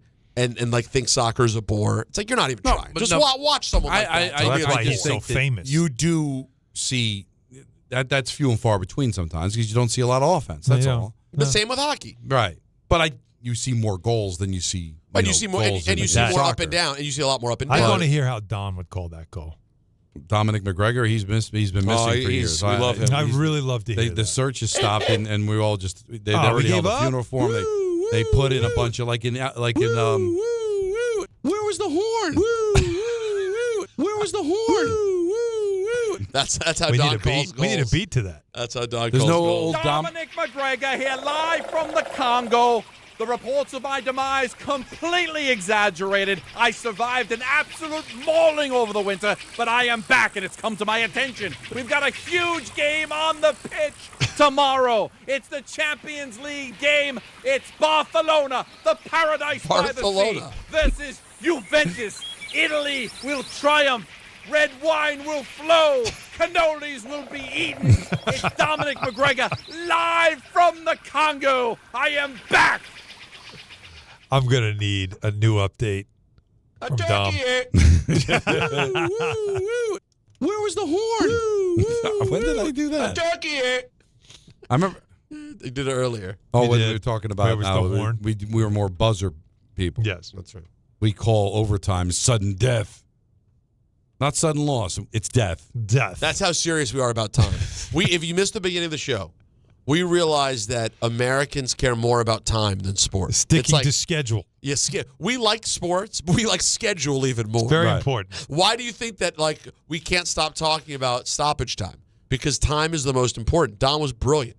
We have 2-minute warnings. When you're at the game at a hockey game, they have to stop the entire arena. There's 1 minute left, folks. They tell Everyone everybody, has to know. hey, I know there's a clock right in front of you, but let's let you know there's 1 minute remaining in the period. ESPN has a schedule release show for the NFL. No, we love schedule. We love How about this? schedule and time. NBA, shot clock. Mm-hmm. Football, play clock. NBA, 10-second. Now 8-second clock. 8 second. Where there's always a clock. We got to keep adjusting the clock. We like time so much, we put a clock in baseball. And there's no clock Added in a baseball. clock. We need a clock. And we're obsessed with death. Overtime is sudden death. That's right. A big three in the NBA is a dagger. By the way, Got boxing, football players, when they score a big touchdown, they're slitting their throat. By the way, the only reason they even have boxing is because they like the timing of the 3-minute rounds. I think you're right. And people pummeling each other. Well, And there's that's also a both. bell. It combines It's both. pummeling It's time. time and death. And there's a bell. We not only let the clock run out, we hit a bell. We had a bell so everyone knows. Look at this. Ding, Hey, ding, ding, ding, ding. Yeah. And back at the old time days, and even more recently, the a scantily clad woman holding up round cards. Oh my God, Now that's we the cover- epitome. That's where you're really the epitome of the U.S. Yeah. because we love time so much. We signify how many 3-minute segments have passed by having our next favorite thing, a scantily clad woman, hold the sign. Time, sex, Here's the death. here it is again, guys. Here it is again, guys. Call it, Don. Call it. Good God. Oh my God. Mbappé. So all it really Here you go, is Don. about. Call it. Call it right now. Play by I play. Go. can't. I don't Go. know it's Go, come on. Mbappé. He's right there. Ready? He's in the box. Mbappé. Sky. Mbappé. Good Lord, man. He went far side. What an absolute rip. Why haven't him and Starbucks gotten together for frappe? Seriously. Because Starbucks isn't paying the allotted. Who's Starbucks? Starbucks isn't paying. Pacino does that one. The human monies. Starbucks? to You got to pay the human monies if you want to make the to frappe. the World Cup. Yeah, and have you guys gotten a chance to enjoy any of Abramovich and Alexi Lalas just hating each other's guts? I've over the just entire followed night? that on watched social much media. of but- this. Yeah, haven't watched much of the They just sit studio next stuff. to each other in complete disgust. Actually, they all look like they just couldn't stand each other. And they've got another month of this. But we also have got ENN coming up next. Yes, we do. Don Hahn and Rosenberg, ESPN New York. Skechers elite athlete OG Anunoby has been making history on the basketball court. Anunoby tips it in. Unbelievable. What a shot. He's been balling out in Skechers high-performance basketball sneakers, and the world is noticed. But how does OG train off the court to keep in peak physical condition? Hands-free Skechers Slip-ins Aeroburst. They help prepare OG for the physical demands of playing at a championship level. Get your pair of Aeroburst for only $165 at a Skechers store, Skechers.com, or wherever high-performance running shoes are sold. Hey, it's Alan Hahn. At Rings End, they're there to help realize your modern design visions. That's why they partner with Marvin. Engineered for big ideas, Marvin Modern Windows and Doors deliver effortless elegance, expansive views, and industry-leading innovation, all in a modular system designed to meet the exacting principles of modern architecture. Experience Marvin Modern at a Rings End showroom today and create something stunning with them. Rings End is a certified Marvin installing retailer. You matter, and so does your well-being. If you're facing tough moments, struggling with anxiety, depression, thoughts of suicide, or substance use, help is here anytime you need it. Call, text, or chat 988 for free confidential support. New Jersey's 988 Suicide and Crisis Lifeline is here 24/7 for you or someone you love, with trained counselors who listen and care without judgment. You matter. Remember New Jersey's 988. A message from the New Jersey Department of Human Services. There are a million reasons to love New York. Making your budget stretch isn't one of them. According to an independent study, Amazon prices averaged 14% lower than other retailers. Get food, fashion, furniture, and more shipped straight to your building. That's how Prime members have saved over $2 billion on grocery and household items. Learn more at aboutamazon.com.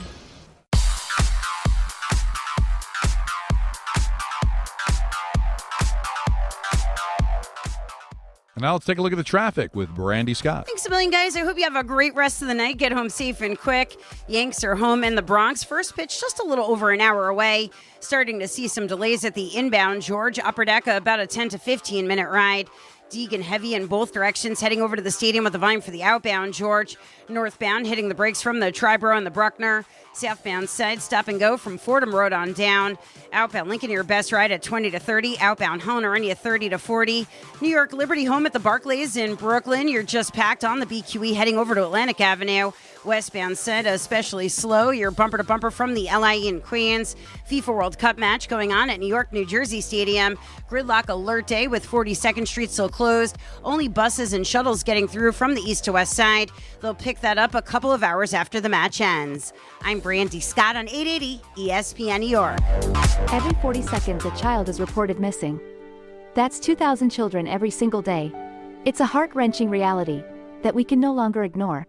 Find the Children is a non-profit organization dedicated to helping find missing kids. You can be a part of their mission by donating your unwanted vehicle, running or not. Call 1-800-294-0222. We guarantee that you will receive the maximum tax deduction. We provide fast, free pickup with 24-hour response. Call 1-800-294-0222.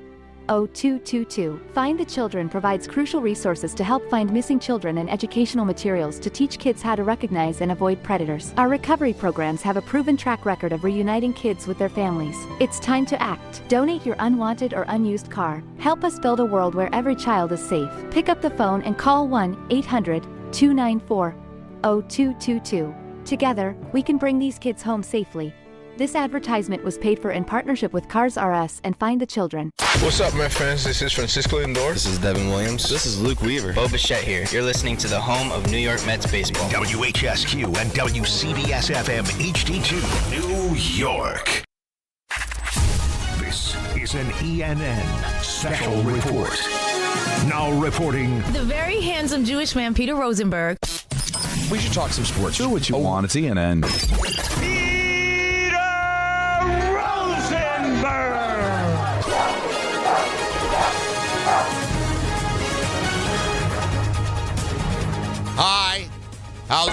Hi. How's everyone doing? Hello. Hey. Hey. Welcome to ENN. Ray Rowe. You ever watch YouTube?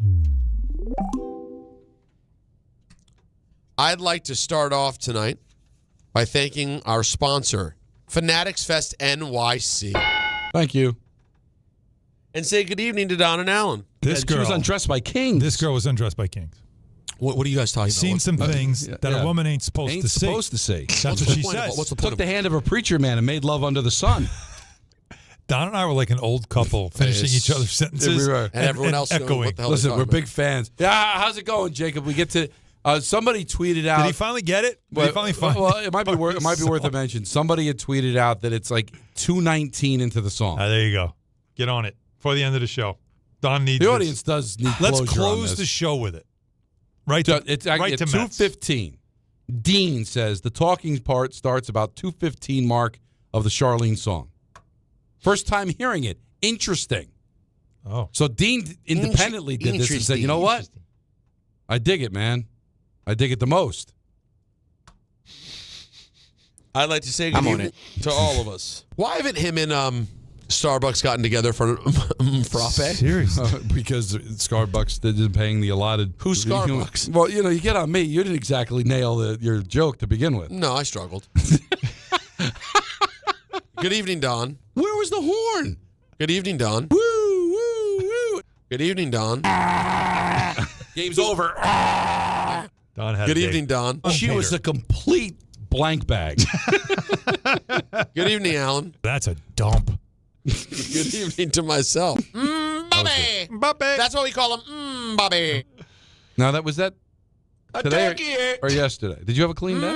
it. No, he was doing that right now. That was last segment. Yeah. Oh, because I knew that, but I didn't know if that was because he was doing something today. similar yesterday. Good evening to Spike. Musa Diabeta, driver's name? Diabate. God love him. Musa Diabeta. There are some. driver's name? There are Diabate. some attempts that don't Should I have count. just said, yeah, that's it? No, because that's misinformation. Then you look stupid. Hold on. Get this right. Musa Diabeta, driver's name? Diabate. Wait. Well, his Giannis pronunciation. Do you get that? That was a lot closer, I think. Antetokounmpo? Yeah. Yeah, no, Antetokounmpo was closer. Well, way closer. Good evening to Griffin. I am happy. That's that look. They're sipping coffee.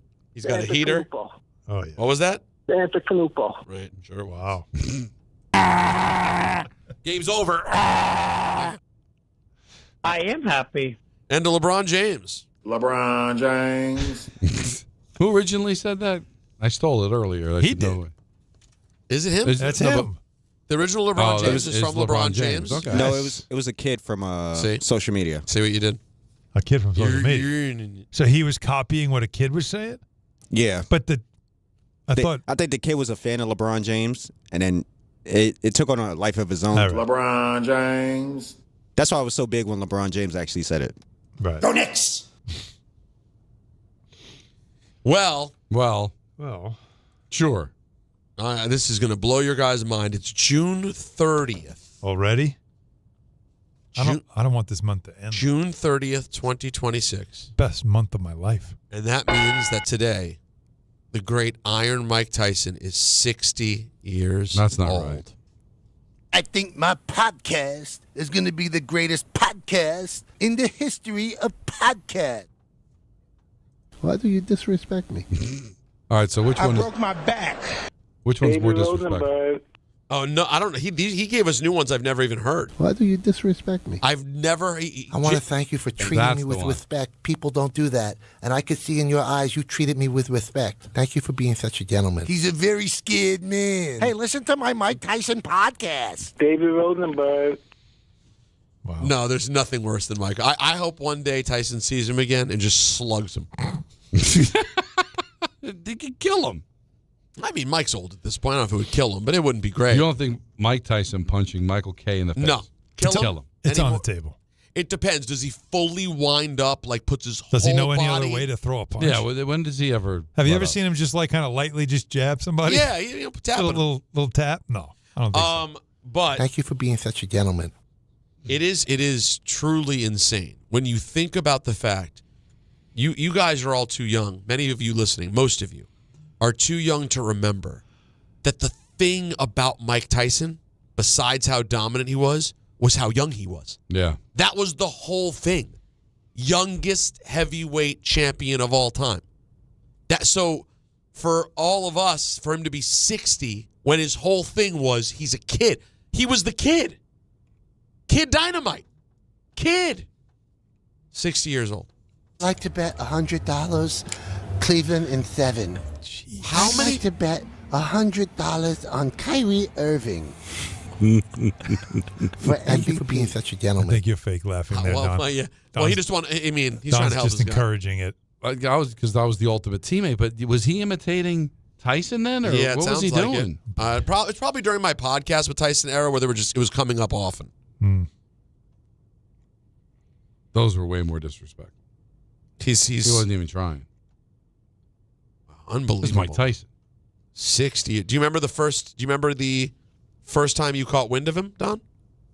Of Tyson? Yeah, that's right. Caught wind of him? Yeah, became aware. 85? You heard it? This was when boxing was Hector on everybody. Mercedes? Boxing was on everybody's radar, especially the heavyweight division. Back then, yeah. And, this local kid, local Jace, is coming up the ranks destroying people. And I believe the deal was with HBO. And we were, my dad and I would watch, seemed like every few weeks he'd be beating up somebody on a Friday night, Saturday night. So I would say he was on my radar as early as 85. Wow. That's the beginning. Let's see, his professional debut.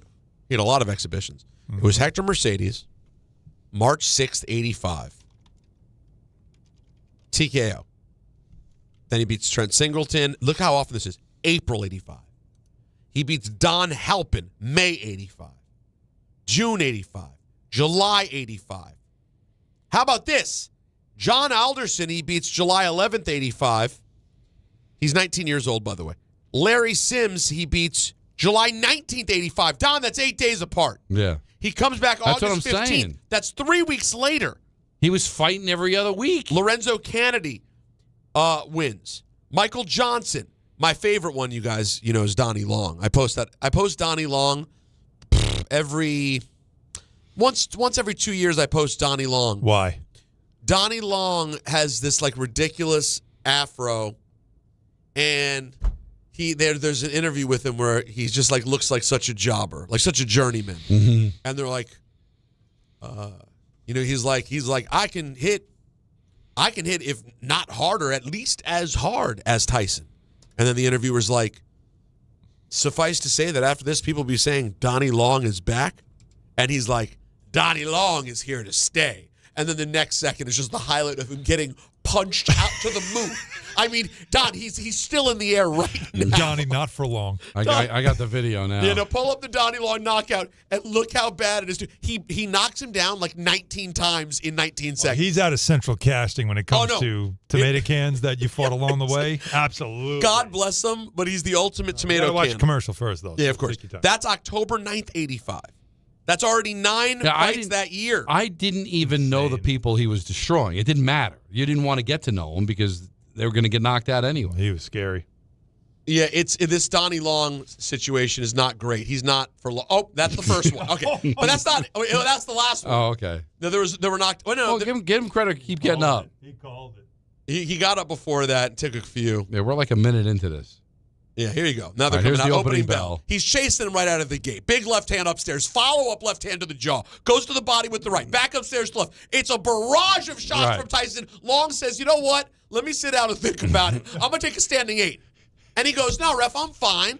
I can hit. Didn't you see my interview? I said I can, if not, maybe harder than Tyson. Well, so far, he might be right because we haven't seen a punch. Hit him. We haven't seen a punch. He's got to stand still. They come out of the break. He for the first time, he grabs him a little bit and gives himself a breather. Mike goes back upstairs with the right hands, uppercuts. These punches come so fast. And there's the second. And the left hook to the jaw. And that's it. Now, and he's laying, that's a grown man. He just rolled back over on his stomach. He is a child in that moment right there. Did you see the one attempt at a punch? You knew he was in trouble when the fist went to his shoulder? Because he knew he just couldn't get around. Not so he just tried to do one of these punches. Yeah, he did. He did a full flailing his fist. Now, Don, here, we're talking central casting for the early Tyson fights. Pull up, Don. Look up Sammy Scaff. Sammy Scaff. That's made up. No, that's not a real guy. Wait till you look at him, because I have all of these fights on DVD. Wait till you get a look at Sammy Scaff. Oh, my God. That's not a real guy. He's fighting Greg Buttle. No, it's Sammy Scaff. He's 13-6, a bit of a journeyman. This is December 6, 1985. Yeah, Sammy Scaff. Oh, yeah, by the way. This is Mike Tyson Punch-Out. It's Tyson Punch-Out, dude. There's cigarette smoke in the arena. People are throwing down cash on the ground. Listen, he's got 13 wins, 11 knockouts. Right. So he's not fought. nothing. But he's a bar brawler. Look at him. It's Mike's 14th fight of 1985. Part of this guy's training was Michelob. Ultra.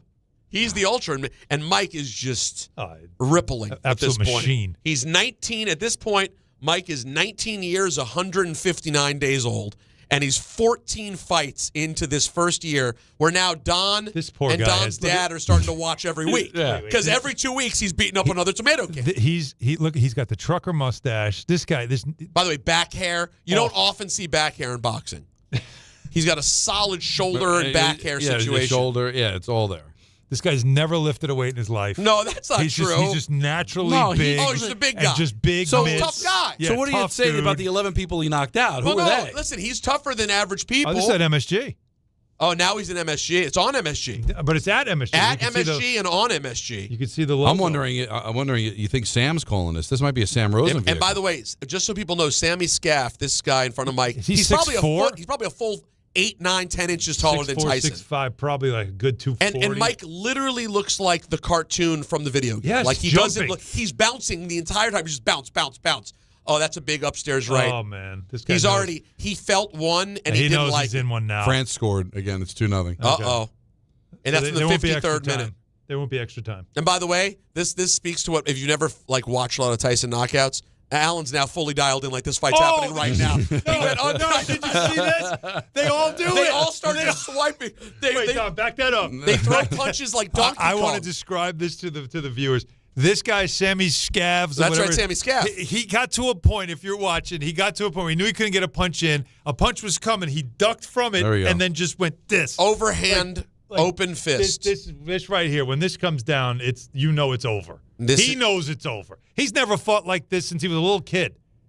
I can't imagine the feel. Oh, boy. He's missing a lot of shots now. It's starting to get late early. The uppercut was, no. Uppercut. That's it. Uppercut. He sat on the ropes. Now, Don, the first fighter you may have heard of. I'm getting too old for this. The first fighter you may have heard of, Don, maybe at that time, that people might have said he's got like a little bit of a rep. He fought Jesse Ferguson in February 86. Do you remember James Tillis by any chance? Yes, definitely. He fought James Tillis in May 86. Guys, Mitch Blood Green, he fought 3 weeks after fighting James Tillis and beat him again. And he's still 19 years old. So, these fights are on MSG. Eventually, they ended up on HBO. But MSG was like free TV at Jace, right? Yeah. Like it was there. Right. Yeah. And my father would be like, it's just watching this guy just beat everyone. Mm-hmm. And again, this was 1985 for me as a sports fan. Boxing's on my rate. It was on everybody's, of course, rate, it was. especially the heavyweights. Yeah. Every once in a while, there would be Leonard, Hagler, something that would break from that. And I also worked at the pharmacy. When I worked at the pharmacy, Lou Gluck, who was the owner of the pharmacy, was a big boxing fan. And also for context, it's crazy to think about, because of course I'm too young to remember this. It's crazy to think about that in 85. You are still really close to Ali having meaningful fights. Yes. Well, Ali fought in 79 was the end, right? So that's only 6 years. So think about how much closer you were when Tyson came along to Ali than we are right now to Tyson, or really anything hugely meaningful. Well, remember, in the heavyweight heavyweight wise, like after Ali, you got into the other weights. They weren't like the classic heavyweights until Tyson. You know what I mean? Yeah. But if you were a sports fan, you were getting Larry Holmes was still obviously in his prime. But you were still getting. But he didn't have a lot of people But you were getting Sugar. You were getting like those guys. Like you were getting the all the Hagler. Yeah, you were getting those guys. Hagler, Hearns, Leonard, Hearns, right? Macho Camacho. Yeah. The middleweights in the early 80s were obviously the ones that were the most popular. But in 1985, if you were a sports fan worth your weight, you could name the heavyweight champion. That was just part of it. You could name the 4 major sports champion and who was the heavyweight champion. And you never missed that fight. If everybody got together. If the belt was on even the line, when it was pay-per-view, somebody I knew bought it, and we'd go to their house and we'd watch it. Yeah. And then, of course, Tyson crushes Marvis Frazier, Joe Frazier's son, in July 86. You thought he was standing and dead. I mean, it was like one of the worst things you've ever seen in 30 seconds. And then, of course, Trevor Berbick, to his 28th win, November 22nd, 1986. He wins the WBC heavyweight title, and we're officially on in pop. Yeah. No, that's great. And it's funny. 60 you years old mentioned now. the Ali's last fight, and I remember watching that. I remember getting the Sports Illustrated when it would come out, because anytime there'd be a big sporting event, you'd get the Sports Illustrated the following week, and him on the cover sitting there in the corner, and it was over. Like, that's what's interesting. Like, Ali fought so long, so like before I was born, he was Cassius Clay, heavyweight champion, everything, and my dad obviously didn't love Ali. He was happy to see it over because he didn't go to the war. He didn't go to war. It didn't fit your dad's aesthetic. But it wasn't like my dad was in the minority of people that felt that way about it. But it was definitely generational. Now, moving along, Scotty Scheffler. Sure. Did he fight Tyson? No, but he was part of the Travelers Insurance this weekend that ended up replacing the Yankee game and sent some Yankee fans into hysteria. It turns out now we've seen the number. It did $4.2 million, 0.2 better than the Yankees Red Sox did, if that interests anyone. That's pretty close. It is amazing. NBC's doing crazy numbers with the baseball because the Mets Phillies, I think the week before, broke a record And the 4.2 to watch Yankees Red Sox was the best ratings in 15 years. Now, people are using that as baseball's on the uptick. I'm looking at it as, for some reason, in the 21st century, over-the-air does better than cable. Yes. Like, everybody's got ESPN. But the fact that it's on Channel 4, I'm not saying it wouldn't do. Yankees Red Sox is still kind of a thing. I do think, though, we're in New York, so 4, 5, and 7 showing a lot of championship-level stuff. Like, again, Fox has the World Cup, so 5's going to have that, right? Mm-hmm. And then 4 obviously has the NBA playoffs for a big part of it. The numbers were through the roof for the NBA. I think it matters. And obviously ABC had the NBA Finals and the Stanley Cup Finals. You're going to have that when it's the old broadcast channels versus TNT or other options that go into the cable numbers that sometimes people just don't know where it is. And then you said this, too. You do this, creature of habit. I want to put on the 11 o'clock news. Mm-hmm. So you're already going to be on a channel for the news coming up, and now this game's on, so you leave it on, right? Yeah. So I do think still being on, whether it's CBS, NBC, Fox, ABC, I think you're still always going to do better there than you will on the upper channels in cable and streaming. Now, here's Scotty Scheffler, who fell short of winning the Travelers. I mean, it's been 2 really, really long weeks, being in contention both weeks, anytime after a major championship, especially a U.S. Open, I think you're going to be pretty worn out. But like I said, I felt like I did some really nice things this week, which I'll use that momentum going into the rest of the season. Yeah. I'm just waiting for the next story. He does not seem Terry Carlin, thrilled. Terry Collins, not Carlin, was on with Bart and Carlin. Got to see Carlin today. Always a pleasure to be able to run into Chris Carlin. Oh, yeah. Well, we'll run into him again on Thursday at the Beach Bash. Mm-hmm. The Bash of the Beach. Some other people not sure if we'll run into. I guess we'll have to see. Yeah. Some people on the potential IL for this Thursday. We'll find out. Yeah, keep not an our eye story out. to report, but just keep your eye on the keep an eye on the wire services. Yeah, we'll find out. Hopefully tomorrow we'll know. Terry Collins on Bart and Carlin. The biggest thing that's gone wrong for the Mets this season, besides them just starting the season. Yeah. Talent wins, but talent they have to perform and they have to execute the style which they're supposed to do. One thing you'll see when teams are losing, somebody will say, well, I got to do more. You know what? You can only play up what your abilities are, but maximize those abilities. Do what you do best, and then hope the next guy does what he does best. It's when you try to do more than what you're asked to do. If you're not a home run hitter, don't try to hit home runs. Get on base. You're looking at guys, little guys who are trying to hit the ball in the ballpark because they think they've got to hit for power. That's not how it's done. You got to do what you do best. If you're pitching, if you're a ground ball pitcher, get ground balls. Don't try to strike guys out because you're going to all of a sudden try to overthrow that sinker and you're going to leave it in the middle of the strike zone. So that's why I say talent wins. He's still going. You know what he's doing though? He's like, play baseball the way it used to be played, and the problem is that. That's not how it's been. No. If I love Terry, but does he not realize that they're not letting these guys play that way anymore? No. Yeah, clearly. That's what, and Posada too. It's like I get the sentiment that baseball's garbage now, but you sound like the old man on the lawn, but doesn't mean they're wrong. Mm-hmm. They are the old man on the lawn because they continue to seem to think like it's going to change. It's not going to change. Mm. That's sad, though. It needs to change, unfortunately. And something needs to snap them out of this. It's a mediocre By the way, league. hell of a play by Soto in the outfield last night. The Little League inside the Parker. Yeah, that was another lack of communication. Did we ever download that? Anthony, we have 3 minutes left. Can you just get horrible orchestra music in the system, please? Yeah, like out of tune. Just terrible. Jacob find that symphony. So search the Brooklyn Symphony. Did Jake ever find that part of the song that Don's dying to hear? No, it's over. Yeah, you got it. Here it is.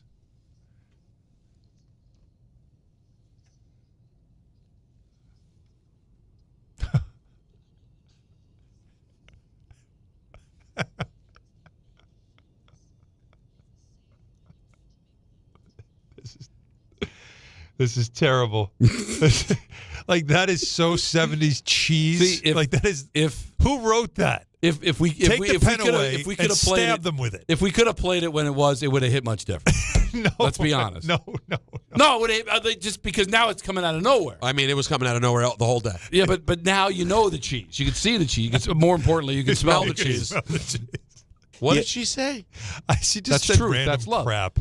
She Jacob went wants to out. play it again. Can I say the WHORE word? No, I wouldn't. No. But she was. But that telling was people her that's what life. She was getting undressed by kings, sleeping with all different All people kinds of all over people. the world. But she said, "Don't worry." But she's alone. She's older now. She's alone. Shh. It's just.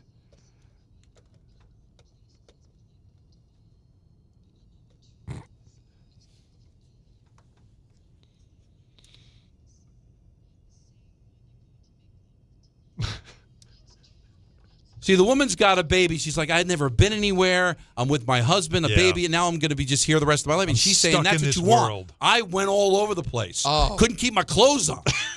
Went all over the world. But now here I am, probably my 50s or 60s. I got nobody. I got nothing. I'm shocked. You have everything. No, but so listen to me. But it's so funny because you're making her the bad guy in the thing. Like she is making. But really, in some ways though, she's just making the bored, sad woman who's like, oh my God, this baby, this husband. She goes, trust me, I did it all. Yeah. All the hot guys, all the rich men. I traveled the world sleeping with everyone. Right. You'd rather be bored and miserable with this schlump you've been fighting with. So you're saying she's got like her fingers crossed behind her back. She going, no. You didn't want to have sex with the rock stars and the kings. Right. You're happy right here in Brooklyn. That with the Shlomo. You guys are great. Don't worry. Oh, I know you're fighting with them. But trust me, you don't want to be with Mick Jagger having caviar and sex. That's the greatest take you've ever had. Ever. She's trying to make her feel better. Oh, trust me, this is it. No, you're so right. Yeah. No, she's patronizing her. Yeah, the whole way.